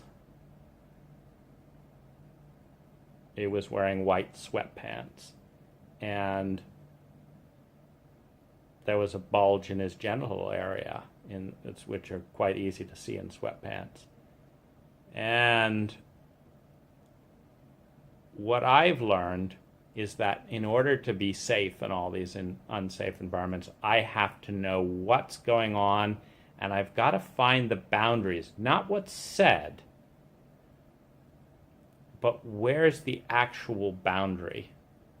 Because otherwise I don't feel safe in this boundaryless psychology and experience where my own state is so fluid and boundaryless and stuff. I need to find the boundary. So I immediately asked him, using what I learned in the workshop, I said, is that an erection? He said, yes. I said, are you attracted to me? And he said, yes. I said, are you bisexual? He said, yes, because he was married. He's married to another facilitator. And so now I'm captivated by this unknown. Like, what's going on here? And control and boundary pushing are two coping mechanisms to deal with all of this. And so I'm looking at, and then of course this would be the first man in my life that I've had a really, potentially really close relationship with. Because I didn't have that with my father. And because no American man that I've ever met will go willingly into the complexity, into the helplessness, into the shame, into the despair, into the panic of what I've actually experienced. And you cannot be intimate and hide the most pertinent feelings of one's experience in one's life. And this was also troubling to me because I'd had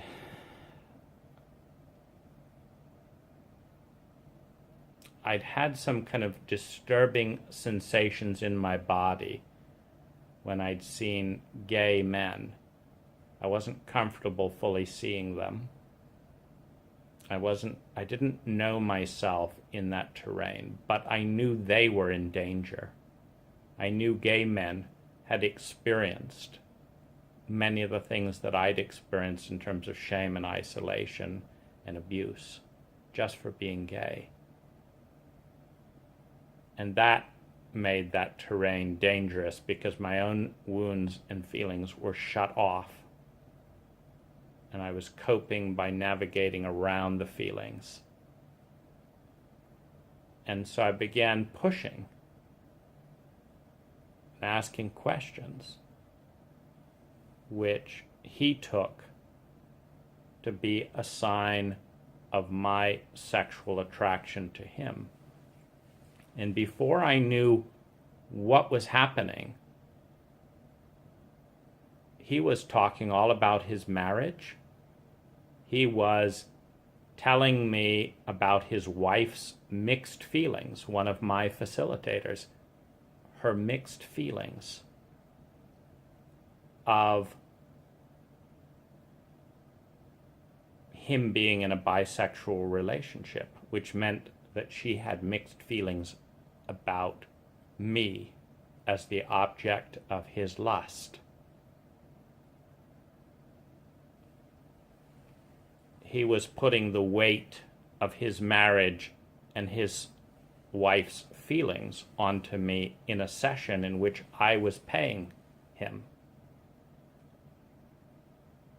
And he was talking about the way that he wanted to explore a romantic sexual relationship with me,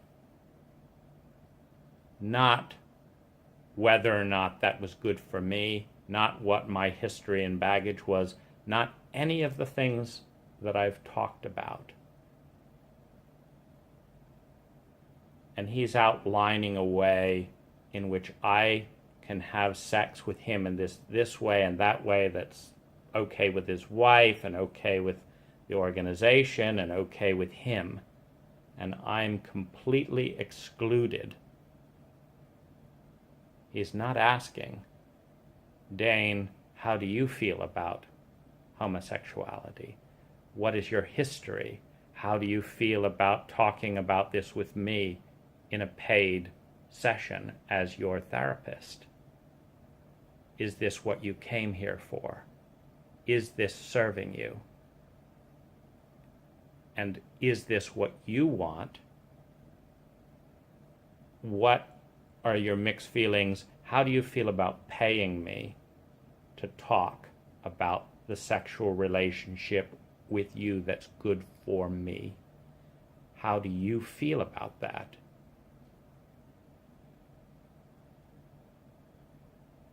And I didn't feel good about it at all, because I'd pushed into that to find the boundary and get my bearings. And instead, I'd had the boundaries of an appropriate therapeutic relationship flown backwards to where I couldn't find the boundaries. And then I couldn't find myself.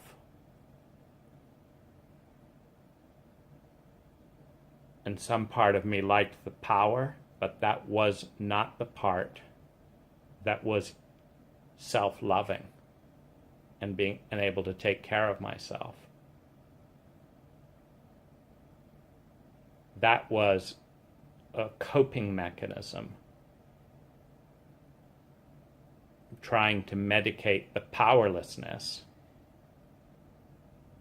that he was completely unconscious and oblivious of, because he didn't have therapeutic training to ask the right questions or observe the obvious symptoms.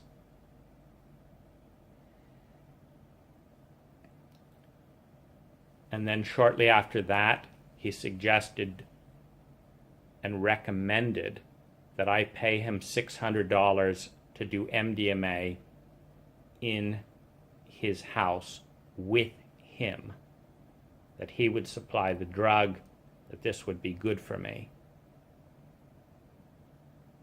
And he recommended that I do this, that I pay him to take an illegal drug, with him taking it also.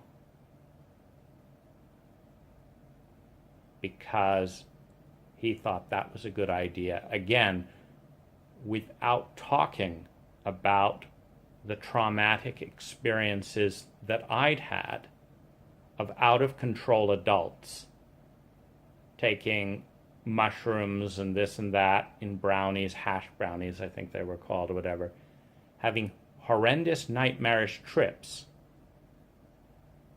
and without a single adult being there and taking a true stand for me.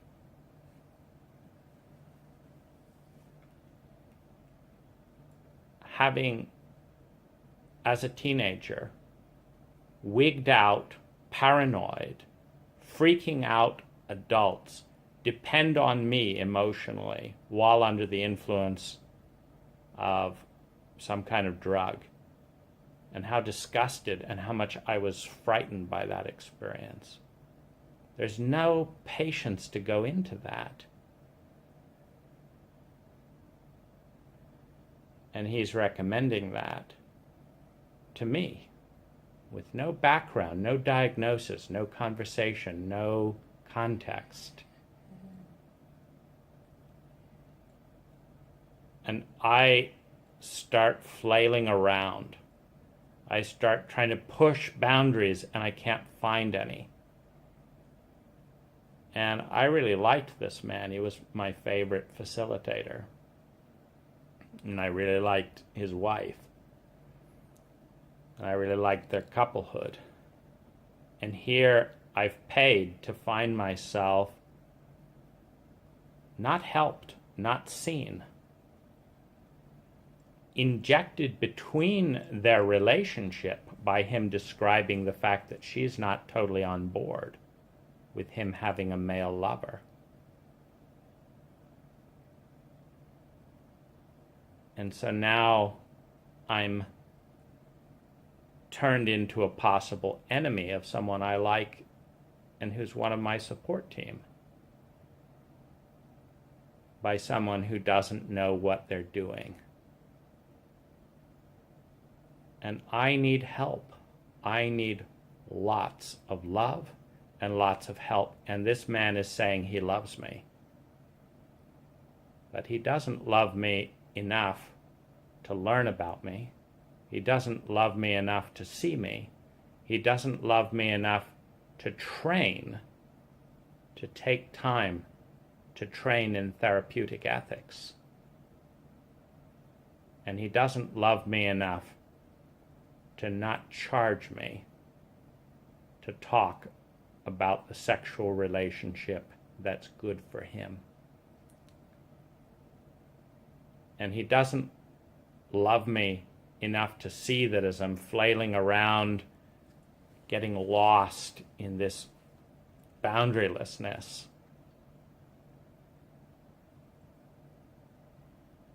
that he has become a destabilizing and destructive influence while being trusted in a sacred trust to be vulnerable with him as one of the first men in my life since my father.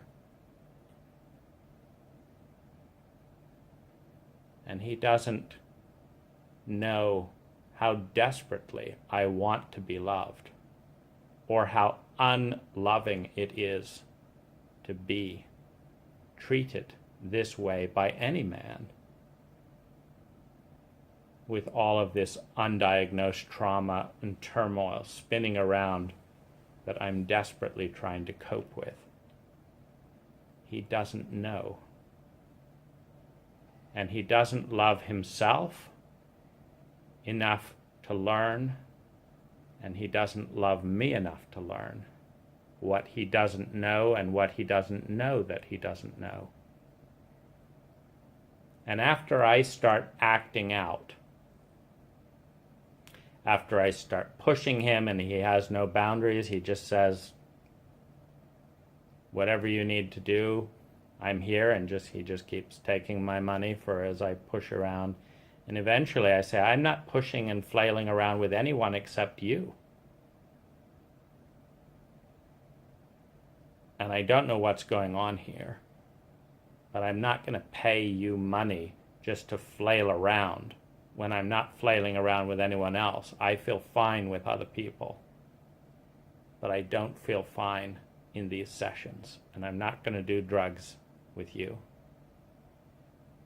And I'm not going to become an assistant so that you can have sex with me in Team Workshop. And I'm not going to continue driving an hour round trip just to go nowhere. And his response was, I love you, and I'm here for you if you need me. And the message I got was that there's something wrong with me. That here's this loving man who loves me and who's there for me. But I don't have it together. I'm not mature enough to have sex with him. I'm not brave enough to do drugs with him.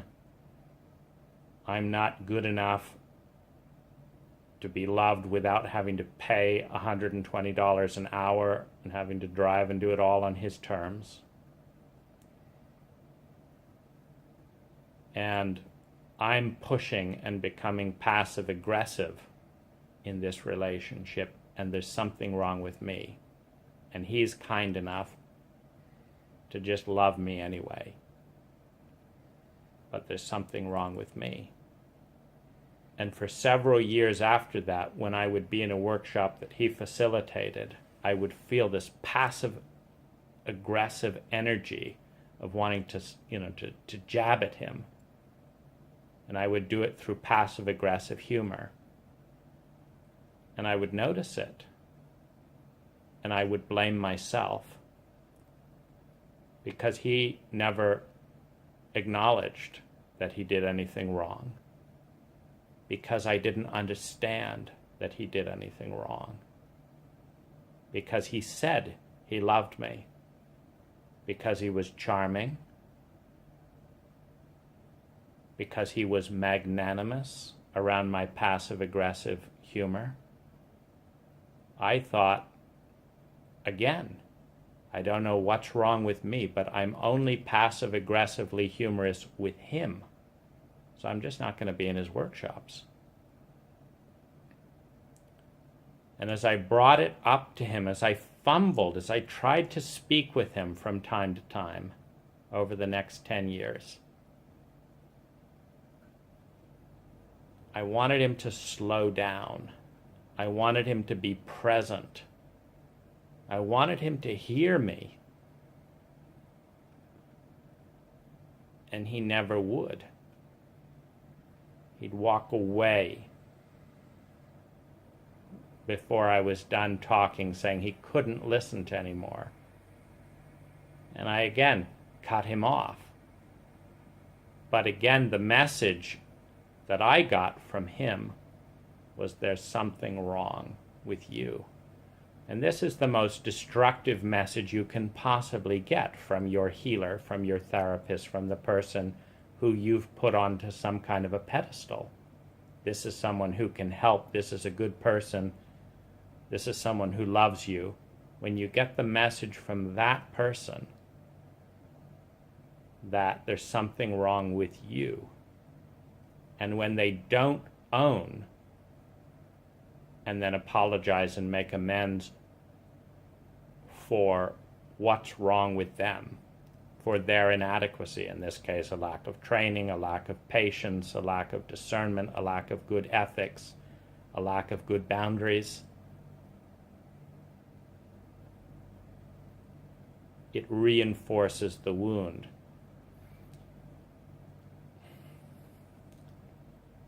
My model for healing that I've come to develop is very straightforward. Number one, it assumes that the person was born perfect and that what is present in them that is of a diseasing nature originated from the environment. Number two,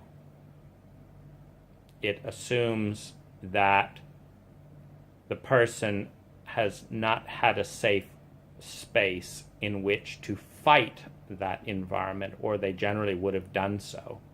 As in my case, when you're punished for defending yourself and you're in a vulnerable state of dependency, you've got to internalize the wound so as not to go head to head with everyone around you. It's devastating for a child. And the healing, it also assumes that every single thing that the person is doing that is dysfunctional and destructive is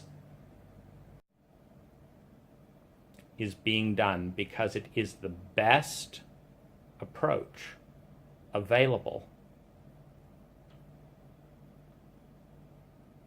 that you know of, that you've been able to create, that the person has been able to create on some level. So, for example, my absolute strict adherence to this very brittle routine, where it eventually things were broken down into almost 20-minute increments, and everything was done to the letter, was because the chaos was so intense and it was so disorienting when I would lose myself in that chaos, that I felt like if I didn't hold on really tightly, if I lost it for just one day, I'd never be able to get it back, because the helplessness of losing it would be so demoralizing that I wouldn't want to get it back again and then fail again and again. But I couldn't fail at that, or I wouldn't want to try again. So I had to succeed, which meant rigid brittleness. That every part of that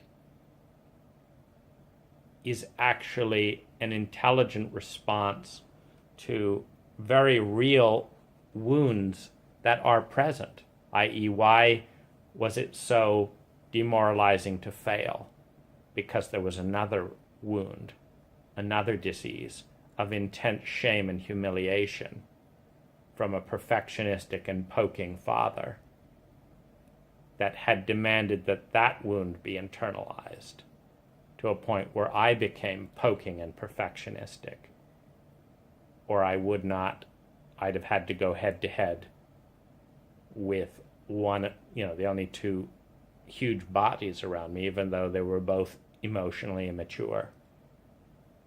And so you can see that as destructive and socially alienating as this brittle routine is on one level,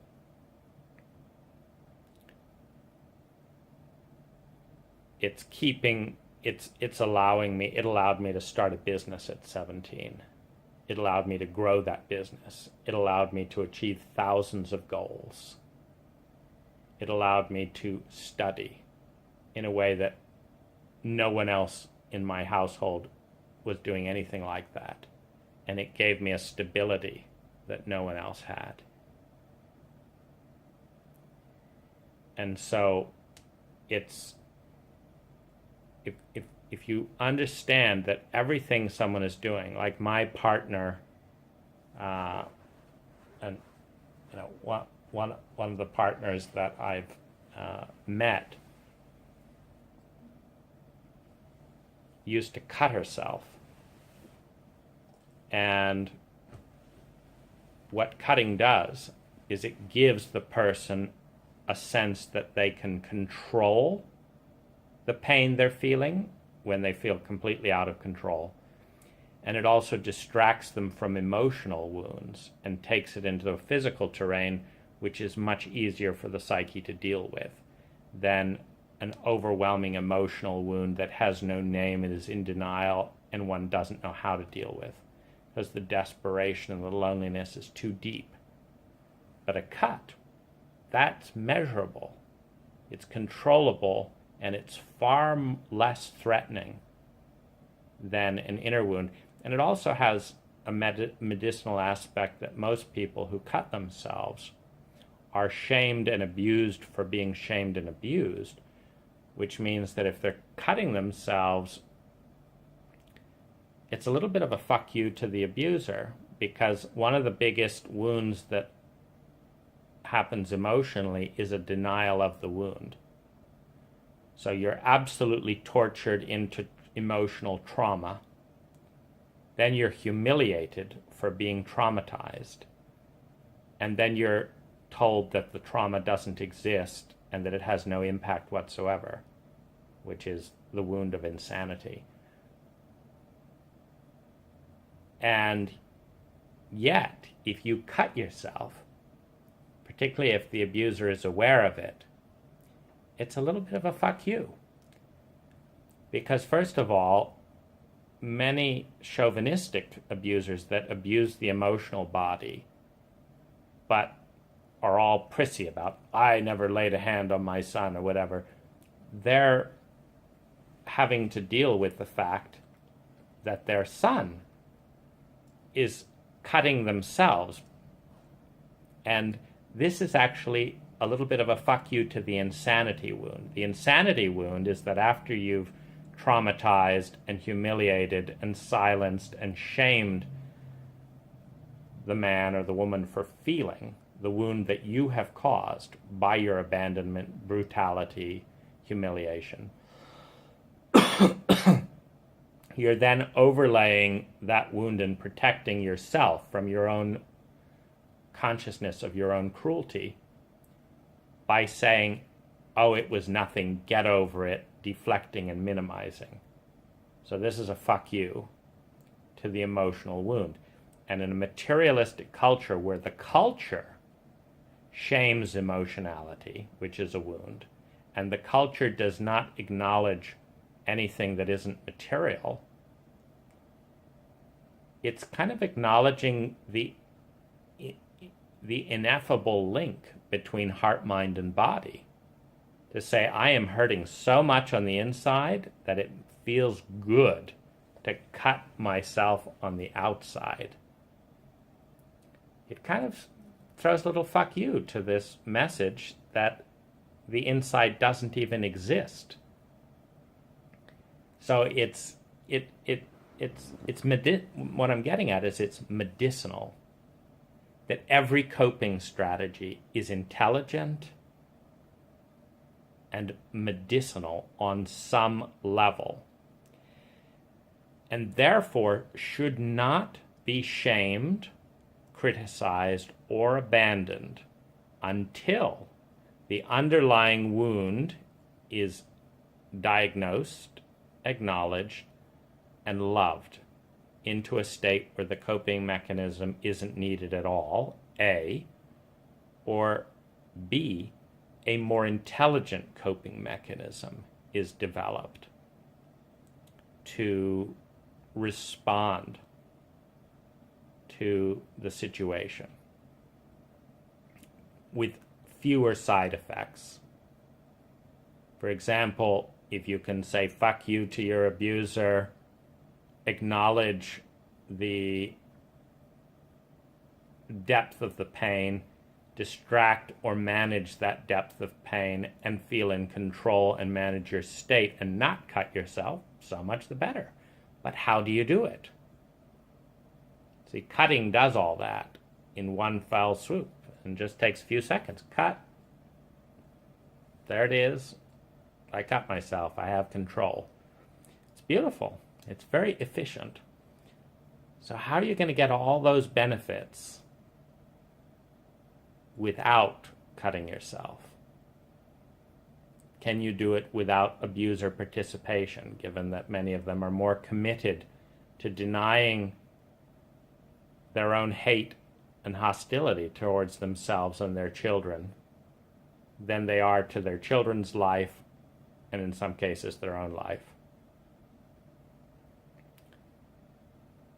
My father just died, and knowing that in many traditional cultures within the mythology is a belief in a consciousness continuity after death, and B, a life review, and in some cultural mythologies, including many modern day metaphysical bents, there is the idea that one reason souls choose to suffer to the extent that pretty much everyone does on this earth is that you can grow, 10 times. If you learn something and grow in this environment, it's worth 10 times what you could do, without physicality, because it's so dense. because it's the same pattern. It's just at this very intense density. It's like diamond intensity, and that intensity carries on without the body. I'd, of course, have no way of knowing any of that, but it seemed potentially healthy and beneficial to my father for him to face some of the torture, some of the brutality, and the impact that it has had in reducing all 5 children to states close to suicide in varying degrees, and everyone with a pain so deep and intense that they are going to extreme and elaborate lengths to cope and manage that pain, his pain, the intense, desperate pain that he has had since his childhood. So, you know that I can articulate. You know that I understand many of the wounds and the agonizing pain of those wounds and the debilitating impact of both the wounds and many coping strategies for managing a pain that's so big it's almost impossible to feel. And so I sent him a 1-hour recording, thanking him for the positive, acknowledging the wound of his own childhood, which seemed even worse than mine, and talking in detail about how he hurt all of us and its impact to this day. Meaning, none of us have committed suicide yet, but we deal with the feelings on a regular basis. And we may. I am not certain that I will make it to a natural death, because I am not certain I will receive the support and technology necessary to heal this level of pain, based on the fact that I am more conscious and feel more of this pain today than I did 20 years ago, before spending $250,000 to heal it in more than 30 different ways, from consumerism to shopping to thrill seeking to doing everything on my bucket list to you name it. If it's out there, I've worked harder than most people to give it a shot. And I have yet to find a human being who has the character, the skill, the love, and the willingness to do what it takes to help me or any of my siblings out of this hell. And I see new children being put into this hell year after year. It's a sanctioned level of cultural blindness that is barbaric, chauvinistic, and profoundly ignorant and abusive to all concerned. The crises that we are facing in this world, ecologically, relationally, in health, and in happiness, all stem to the roots of what I'm talking about here.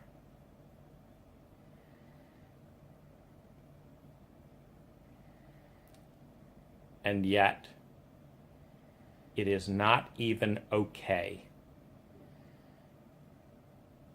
I do not know a single human being who wants to hear what I am sharing in this video, who wants to hear it, because it is threatening to acknowledge a wound and a blind spot and a lack of skill and a lack of resource that is this big. And yet it is far easier and far cheaper to acknowledge all of this and start doing something about it than it is to pretend that it doesn't exist and shame yet another generation into protecting their abusers, while we continue on in the cancerous sociopathic relationship to ourselves and our human and biological ecology on this planet. We need to look at this wound.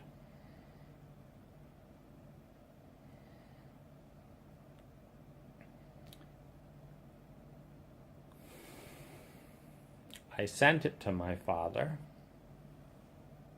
in great detail.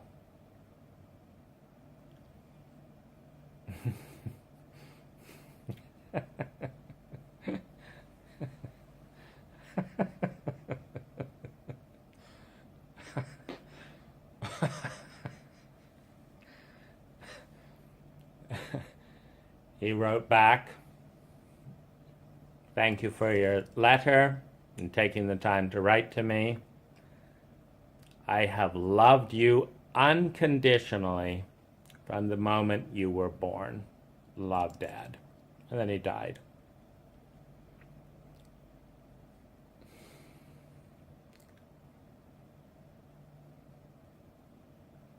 He couldn't do it. He couldn't face his impact. He couldn't apologize. He couldn't be there with himself or with me in that. I asked my brother, who was,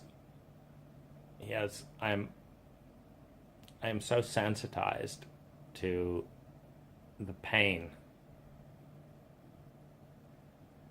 that my father is so effective at re-triggering that I couldn't be near him when he was dying.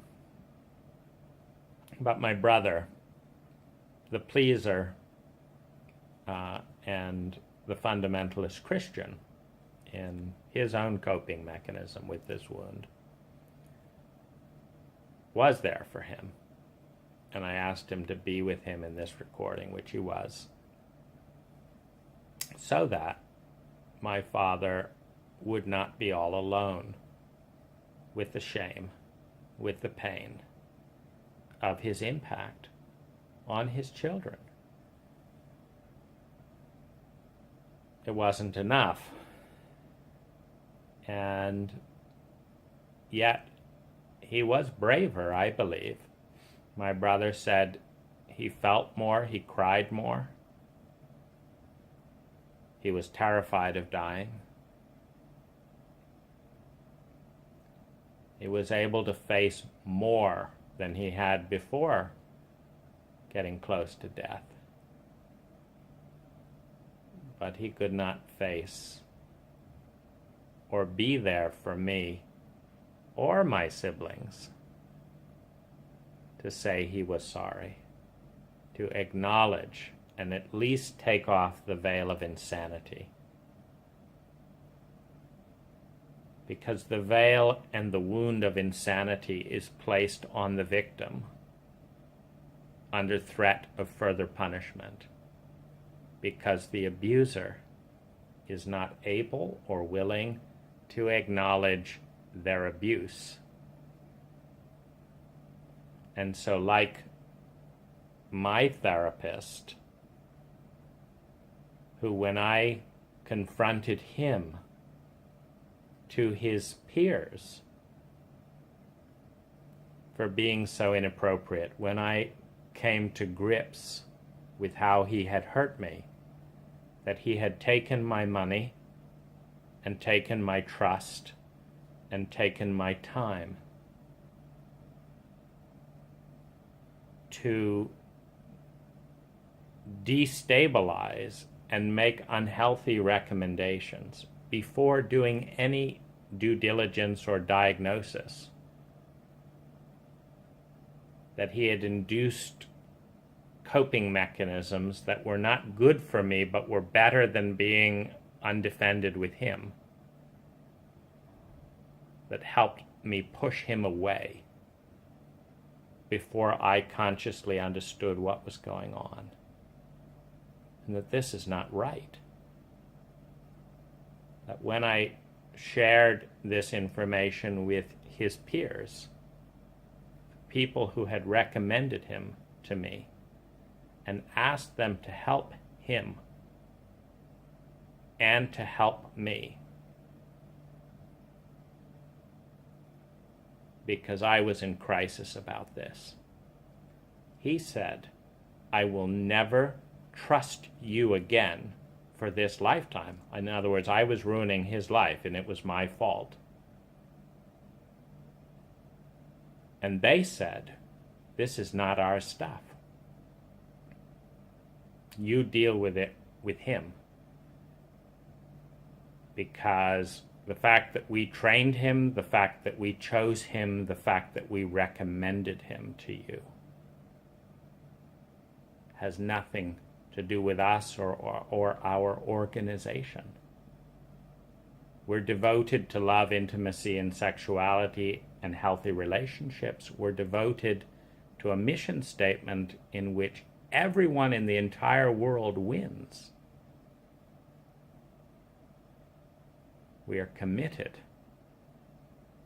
but we're not committed to doing what it takes to help you win in this situation. We will do what's good for us, and let's see how it does or doesn't work for you. And this is the crisis. This is the crisis that I think we're in as a culture, as a humanity, as individuals.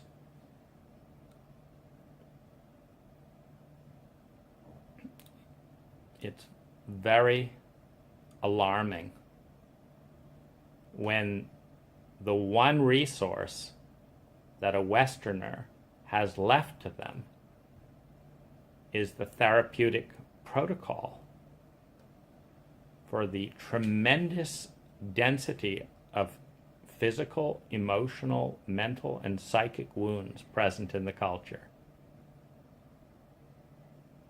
It is intensely disturbing and profoundly wrong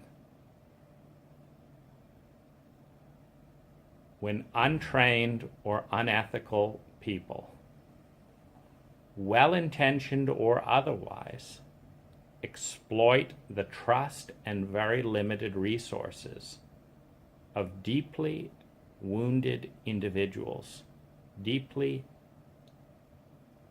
diseased mentally and emotionally individuals, through no fault of their own,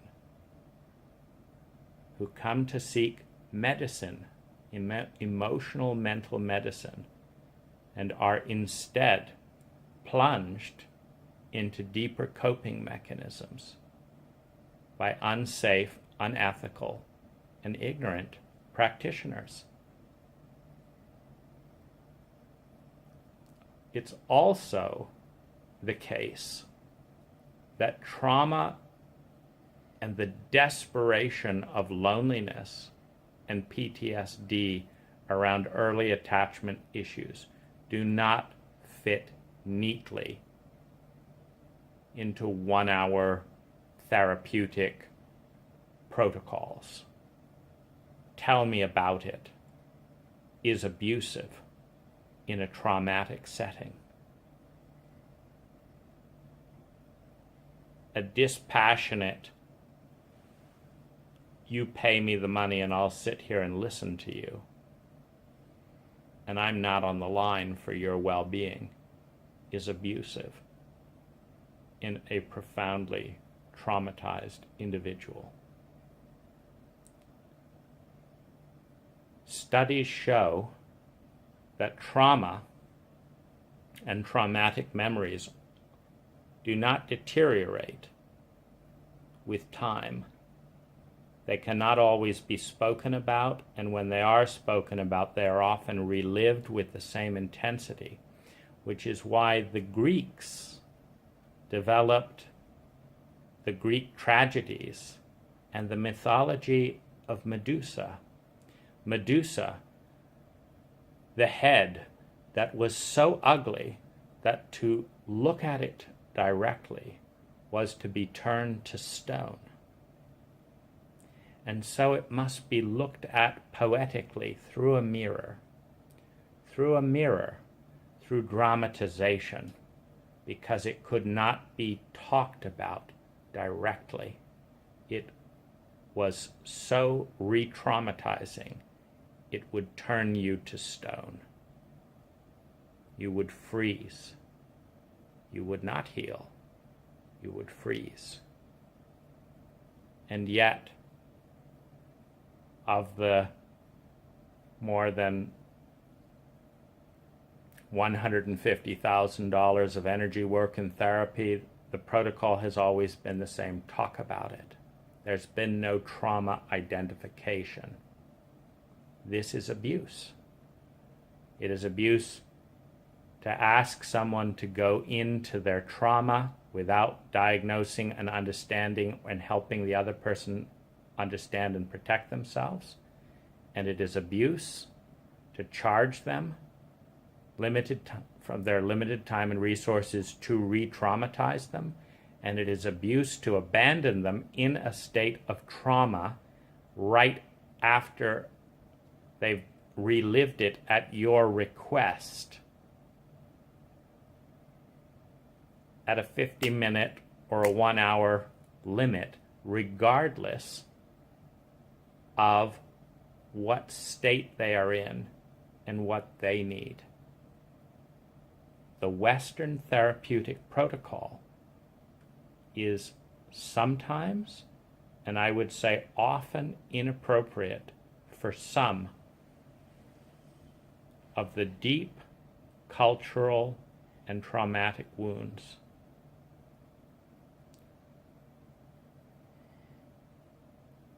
Not one of the 30 practitioners had it together. That's actually not true. There were 2 that recommended other people. 2 out of them recommended other people. None of them had a full questionnaire. None of them were able to effectively diagnose PTSD. I learned that I had complex PTSD, wait for it, not from any of the practitioners that I paid more than $150,000 to do work with. Not in any of the workshops on loving intimate relationships. Not with 30 years working with a channeled entity that claims to be the highest resonance to ever have touched the planet. Not with $200,000 worth of crystals.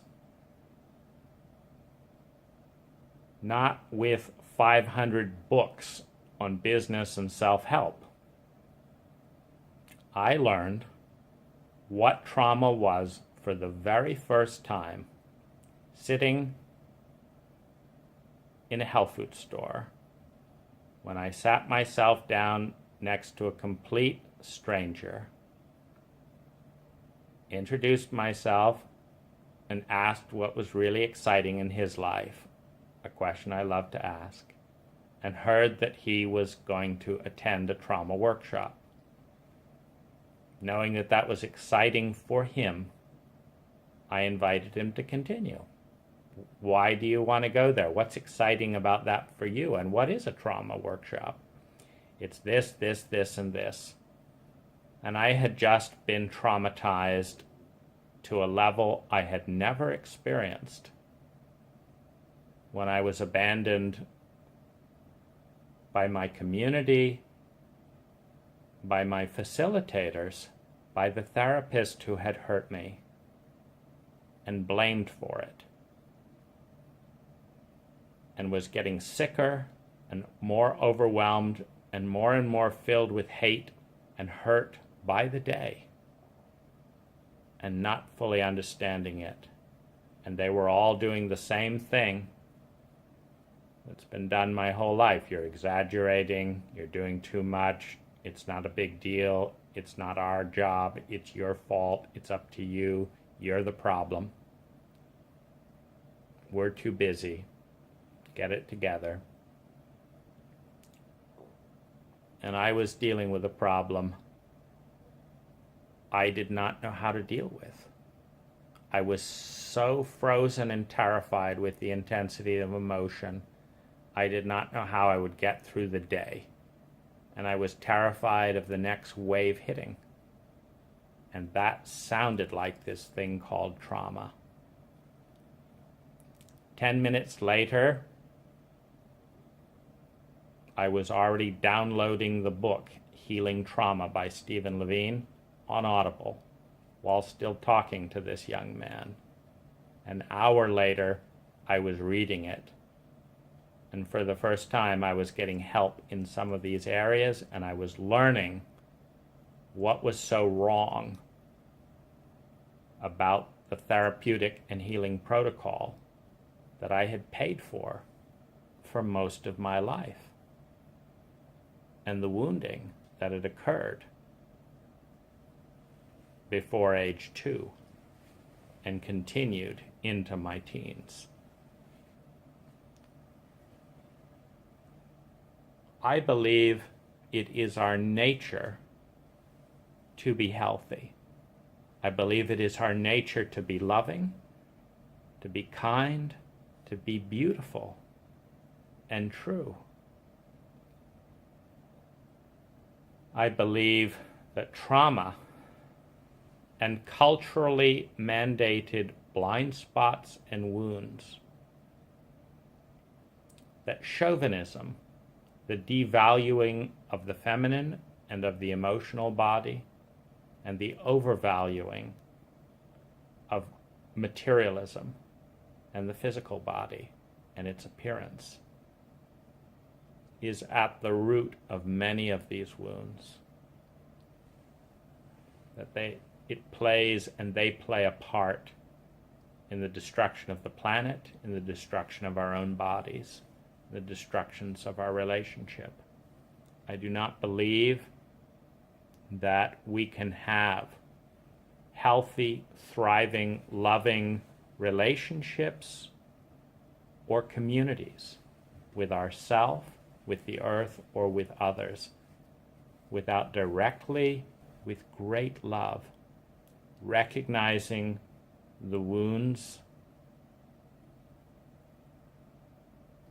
that we have, looking honestly at where and how they arrived in our mental, emotional, and physical body.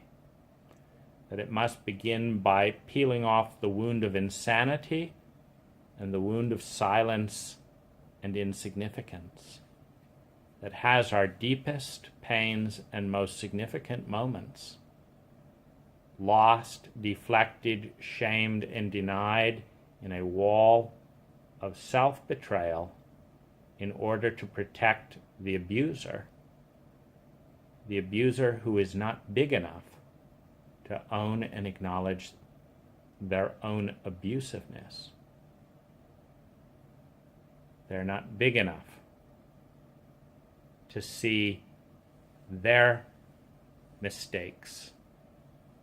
And so they ask, as abusers have always asked, for their victims, for the abuse survivors, to not only carry the wound that they have been given, but carry the secret of its source, hopefully to the grave, so that the abuser never has to look in the mirror and recognize the pain of their own wound that is so deep, so difficult to feel, so despairingly unbearable, that they will pass it on to another rather than face it and love themselves and another enough to heal. It's very difficult to heal when the culture itself sanctions silence and makes talking about these things taboo and shameful. That is the wound of shaming the wound, which is the most shameful wound of all. There is nothing shameful about all of our emotions, our fear, our terror, our hate, our hurt, our rage, our hopelessness, our despair. There is nothing shameful about any human emotion. It speaks of a situation that needs to be recognized and responded to. There is nothing shameful about speaking any thought or any feeling that is an authentic emergence within the self. What is shameful is the cobwebbed mold that grows, festering within the self when silence is enforced. It's shameful because in a state of silence, the disease spreads and we all suffer. In a state of transparency, both trauma survivor and trauma inflictor, abuser and abuse survivor, can start to heal. Studies show, long-term studies show, that both bullies and the victims of bullying suffer similar degrees of chronic depression.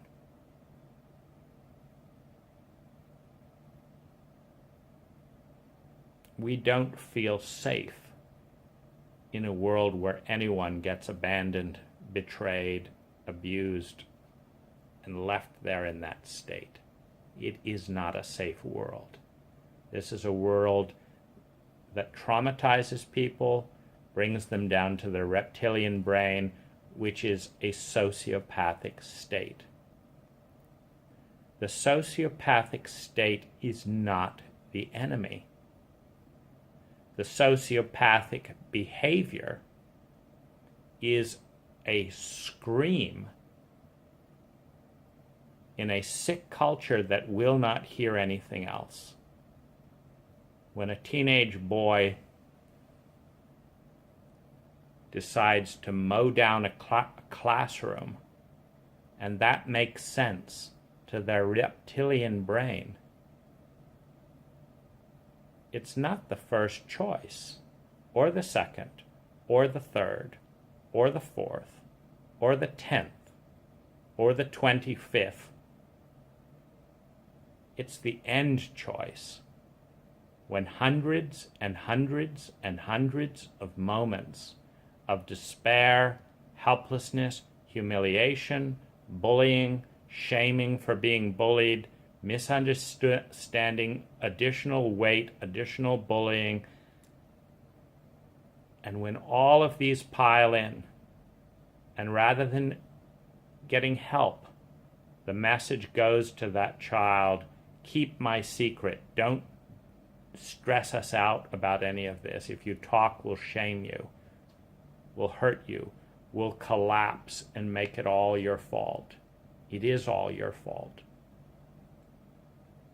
Sometimes this ends in suicide. Suicide is a very high threat, and it's an intelligent coping mechanism for the level of toxicity in an environment in which often someone must decide between, can they hold this secret like I have for 40 years? Or if I can't, am I going to shoot someone else, or am I going to kill myself? Because there is no safe space. When I was abandoned, lied to, betrayed, shamed, and hurt by my therapist, who I'd gone to in a suicidal state and been sexually exploited in a very vulnerable situation.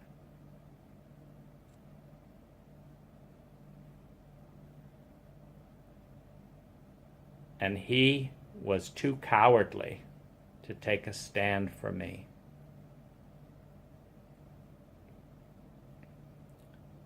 The pain was so intense, I couldn't risk talking to another therapist or another human being. Because to be betrayed and shamed again would have been just too much.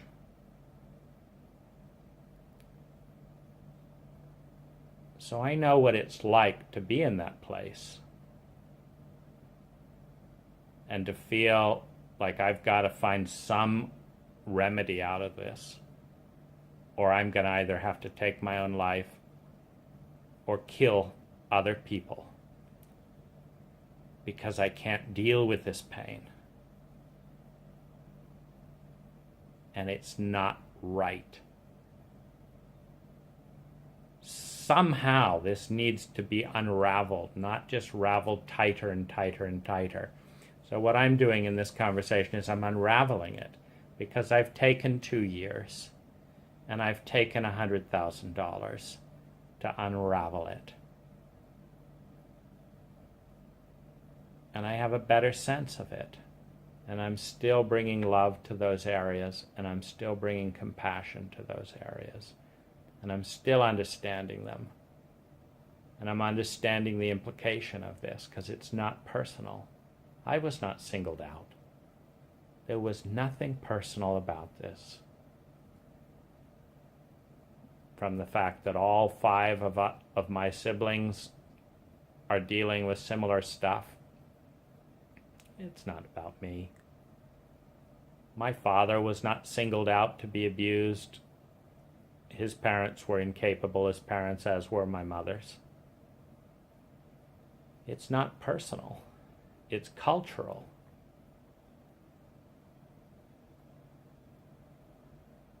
But that's no reason to hide the wound or the secret or what leads to it. It's important that we realize that if I, with hundreds of thousands of dollars at my disposal, as a white, tall American man in an upper middle class family, in this day and age, with access to some of the best therapeutic protocols around, have gone through this level of hell and been abused to this degree, that we are all in trouble. I'm not special for being hurt like this. I think I'm about average. I'm unusually sensitive, and there may be some exacerbating circumstances that, so I'm in the 20% of the population that's more sensitive than others. And I've certainly had a number of very unusual experiences. But I don't think my pain is unique. If anything, what's unique is my willingness to talk about it and the degree to which I feel the pain and see the pain that I'm in and that you and many others are in as well. I have felt like weeping so many times when I see the amount of pain that other people are in. And part of my grief and helplessness comes from the fact that in the level of pain and with the levels of co-infections that I'm in, I'm not able to fully be there for another person. And that's what I'm working towards.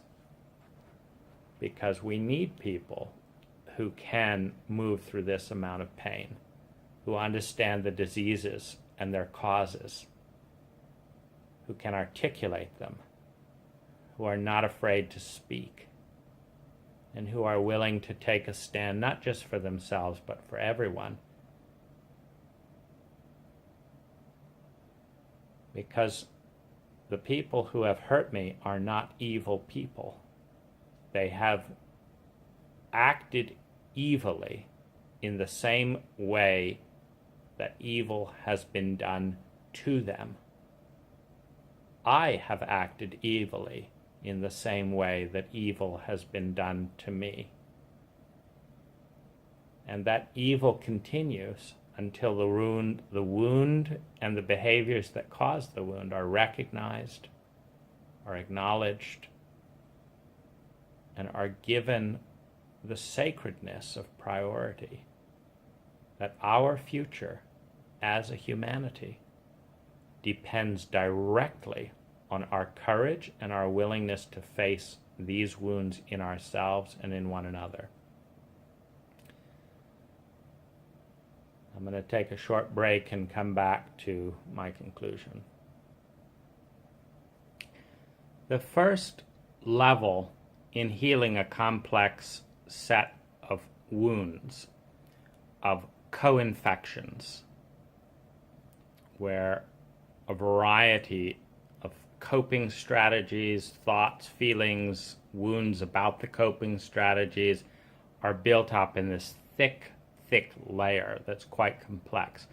The very first step is to take the insanity Band-Aid off.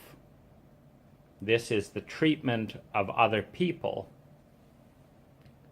that shame, humiliate, deflect, deny, and hide and protect aspects of our wound because they're not yet able and willing to deal with their own wound. This is the very first step.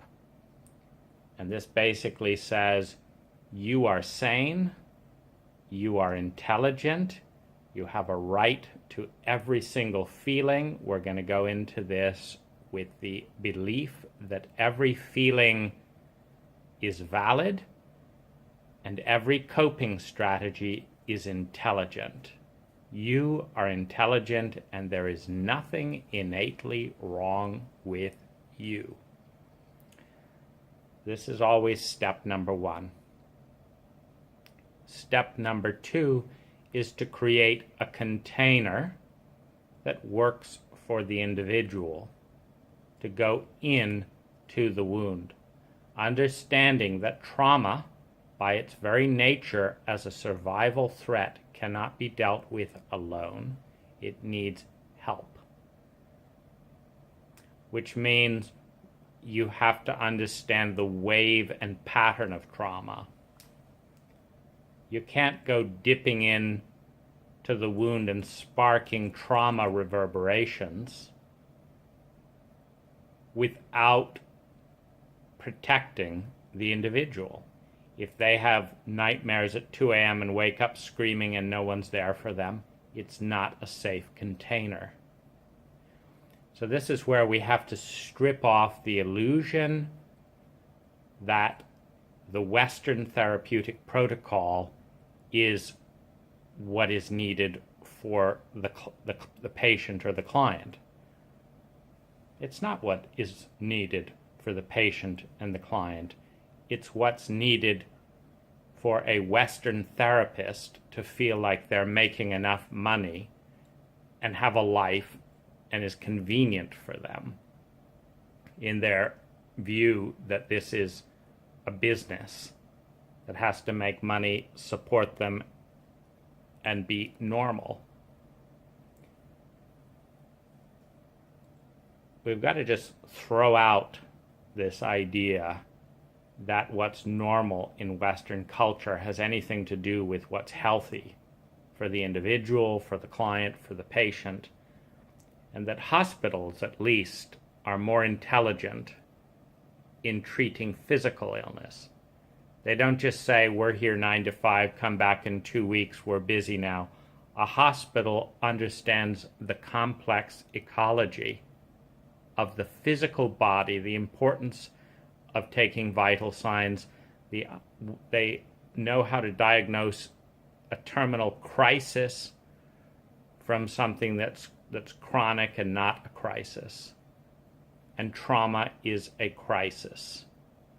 When we're dealing with emotional co-infections, just like a hospital, they have to understand the complexity and the different layers, preferably getting a map, seeing mentally how they all fit together, and creating a container that works.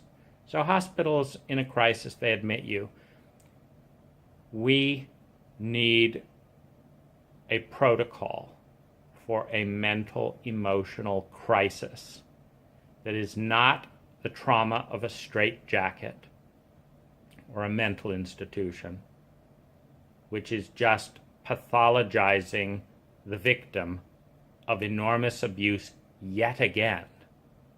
Yet again. It's barbaric. But is actually understanding the complex ecology of the emotional body and what works. Do you need 3-hour sessions? Do you need 6-hour sessions? Do you need one 24-hour session? Or do you need this 1 hour a week or 2 hours a week or whatever the thing is? That the container must be designed with love, with respect, and with honor for the patient, based on a belief and a deep understanding that if the protocol and the container is effective, the person will heal rapidly. It is in their nature. It is the nature of consciousness to heal. And if that is not taking place, it is not the fault of the patient. It is the ignorance or the lack of resources of the healer in question. In the same way that this will ultimately be fully acknowledged within physical medical science. It is to a large extent already. An exceptional physical doctor knows just how much they don't know, and they know that with the right science and the right environment, that any body can be healed. And they know that science doesn't have all the tools yet to measure and understand stuff. There are limitations. But a scientist does not blame the patient. A doctor does not blame the patient for their lack of knowledge. You know, it's a healer's job. It's a doctor's job. That's what they're trained for. They do the best they can. The same is true with the emotional and mental body. When you bring the right pattern to consciousness with love and understanding and the necessary support to do the reworking, develop the new coping strategy, heal the original wound, the person heals rapidly. I tested this myself in an act of sheer desperation. I've often found that when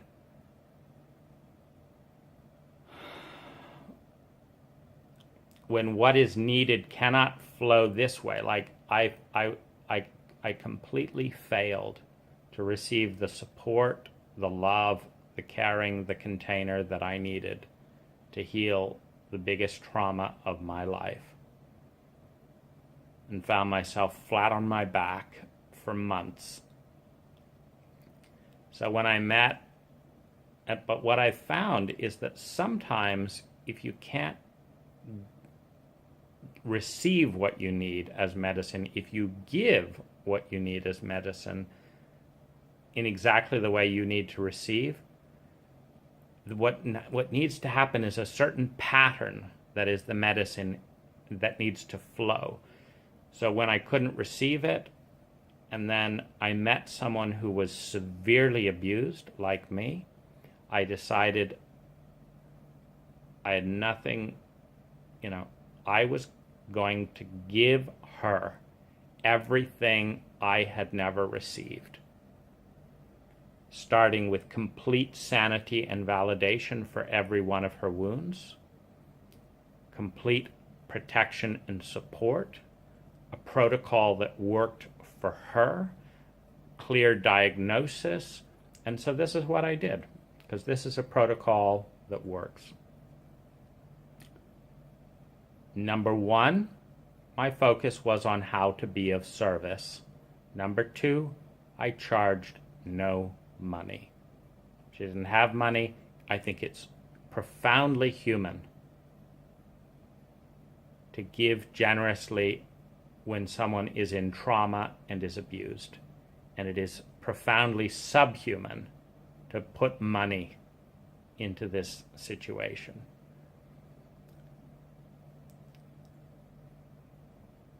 I did the diagnosis carefully by asking her to write a book about her life. I gave her technological support in how to do that. I strengthened her by asking her to do 85% of the work, something that none of my practitioners had ever done. None of my practitioners had given me homework, told me to read this book, write this. No. It was just the session. But what I did is in every interaction, I gave her things to do, number one, that I believed would strengthen her and, more importantly, initially, would help me see her clearly. Since I realized that that was one of the biggest wounds, was that no one wanted to see me clearly, no one was asking the questions, no one was taking the time. So I asked her all the questions, and I encouraged her to write a book, which she immediately sat down and did. A week later, there was a 50-page book that told me exactly what her wounds were, mentally, emotionally, and physically, because it was in the narrative of her life that I had asked her to explain. She already knew from our dialogue that I would not blame, discount, or shame her for any feeling at all, or anything she said. As a result, she felt comfortable to write the book. She did. I read it, and I looked for the internalized wounds, the areas she was blaming and shaming herself for being abused by dysfunctional abusers. And I went sentence by sentence in the book, wherever she hurt and abused herself, because she'd internalized the abuser in that area, and I fought on her behalf with those words. And I polarized, I created a distinction between her and the words that criticized her. And I said, I will not tolerate any criticism of this woman, her. I will not tolerate it, because she has done nothing wrong. And this is dealing directly with the shame wound. The shame that there's something unlovable and wrong with her, that she deserved the wound. So first of all, I'm taking off any sense that she's a burden, any sense that she's unwelcome, any sense that any emotion is not welcome. Secondly, I'm validating and I'm showing interest and I'm appreciating everything she says. Thirdly, I'm asking lots of questions and I'm showing that she's important. Fourthly, I'm showing my trust in her and my confidence in her that she can do 85% of the work. Fifthly, I share my pride and amazement at what an amazing person she is. Sixthly, I advocate on her behalf around every internalized wound fiercely. Seventhly, I give her medicines in response to revealed wounds once the complex wound pattern is seen through the life story. Number one wound is a traumatized, terrified, abandoned little girl. So that's the number one thing I focus on. Number one, teaching her a meditation to love her little inner girl. Number two, seeing if it works and checking in daily with her, not leaving her alone in this place. Number three, praising her for doing it. Number four, how's it working? Number five, telling her it is the single most important thing in her life. And it is the single most important thing to me, that every day for 20 minutes, the very first thing she wakes up, she does that meditation to love her little child. And she does it. Next, I have her continue the process of de-wounding and de-internalizing the wound by writing a diary and emailing it to me every day. I again look through the diary for areas she is blaming and shaming herself for the faults of others and the faults in her environment. She is a perfect human being. She is beautiful. She is lovable. She is healthy. And this stuff is not her fault. And every time I see a sentence where she says something bad about herself, and I look at that, no. What you're doing is perfectly healthy in this environment, but you've got a sick environment. And every single time I send her back a recording. Nope, where you say this, that's not that little girl's fault. That is not okay to blame this woman for this sick environment. Here's what's fucked up about this environment.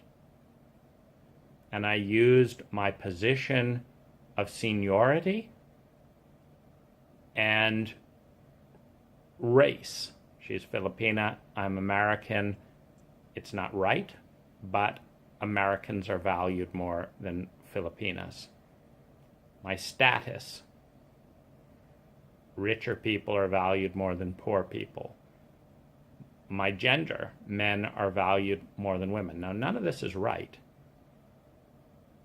It's bullshit.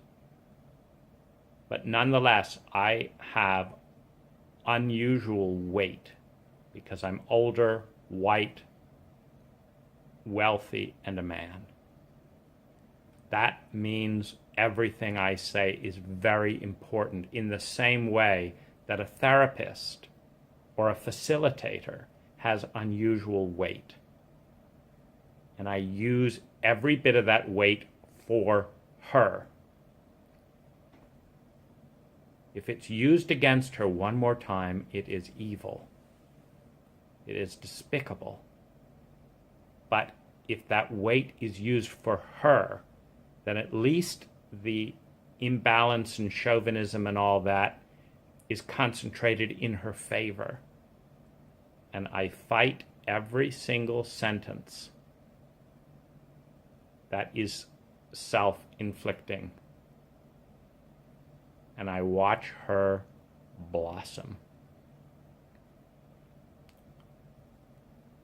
I give her a daily routine of medicine in which she strengthens herself daily. And I spend 20 minutes a day reviewing stuff, making suggestions, and advocating on her behalf, validating every feeling, validating every wound, empathizing, and weeping with her about the absurdity and grief of her life, and honoring the genius, the strength, the beauty that sees her surviving, and validating every coping mechanism that makes complete sense in the context of the insanity of her environment. And when I saw that she was willing to work 2 to 6 hours every day in a fucked up environment to do her best to get out of hell, and I saw the environmental forces that were pulling her back, the daily abuse, the daily traumas, the shoutings, the violence, and when I knew that this was just daily repetitions of a wound she should never have had to be gone through and had gone through since infancy, I decided to help her find a business, and to train her in that business and fund her in that business so that she would get out of hell. And she has. In 9 months, we have tracked all the areas that she has grown and all the degrees that she has grown in all areas. She has grown over 2,000% in 9 months. And she has contributed to my joy and healing, and shown me just how powerful we are as human beings when we have half a chance, when we have one person who will take a stand. She has shown me who we are when we have one person who cares enough to see, to validate, and take a stand. It works. She's been abused way more than I have. And in 9 months, doing most of the work, 85% of it, she's grown 1,900, we calculated it out just the other day, 1,965%. People are amazing. We are born amazing. And it is with profound ignorance and repetitive and consistent abuse and then self-abuse that we turn all that potential into something ugly and evil.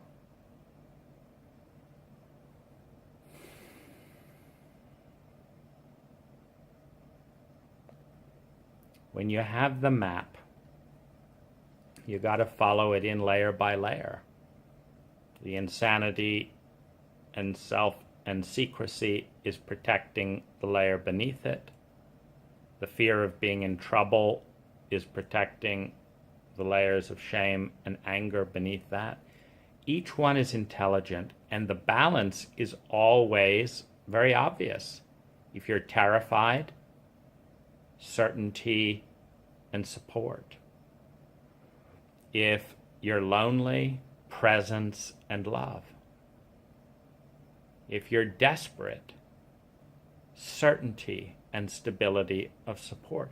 Whatever it is, it's not something that's mysterious. We come back to health when we're balanced and centered. and it's the environment and other people that knock us way off balance, and it's doing the opposite of that. If you've been lied to, hear the truth. If you've been betrayed, have someone take a stand for you until you learn the energetic template and can take a stand for yourself. If you are deep into layers and layers and layers of loneliness because you are lonely, that no one even recognizes why you are lonely, because you value different things than the culture values in which you are alone. And you're doing things for reasons that people can't even imagine. And so you're alone. And then you're alone, but no one sees that you're alone because they're not seeing you. And then you're hurt because no one's seeing you and wants to see. There's many ways to go deep. Just look at it and validate it. It doesn't take a trained person. It takes a loving person. It takes an intelligent person. It takes someone who cares enough to take a stand for the individual and their well-being above the culture and above protecting their own or their abuser's wounds. And it takes curiosity, it takes patience, and it takes a willingness to betray the culture, to be loyal to the individual. That's all it takes.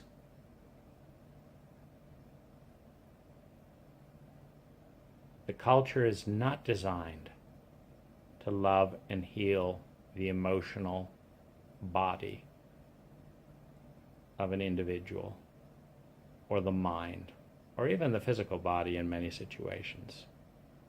It's designed to perpetuate itself and its normalcy and status quo as toxic and as beautiful as it is. The family does not support, as a rule, the individual.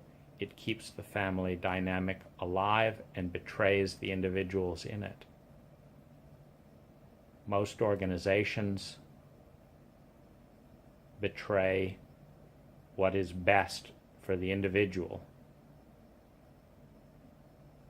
in order to perpetuate the norm of the organization. I saw this to an absurd degree when the Human Awareness Institute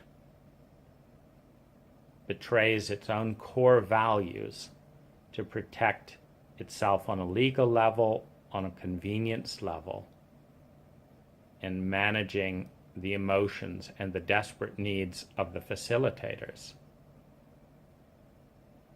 rather than to protect a client and a participant and do whatever is necessary for their well-being.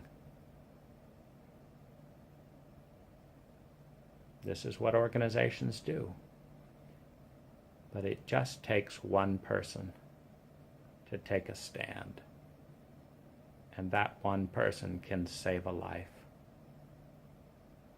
But it's not a quick suggestion, just read that book, take this diet, and no follow-up. It's a real interest. How's it working? What's working? To what degree? What's not working about it? Okay, we'll change the protocol to this. We'll do this. Try this instead. It takes love. It takes lots and lots of love. And that is our nature. That is our nature. Thank you so much for listening and watching this.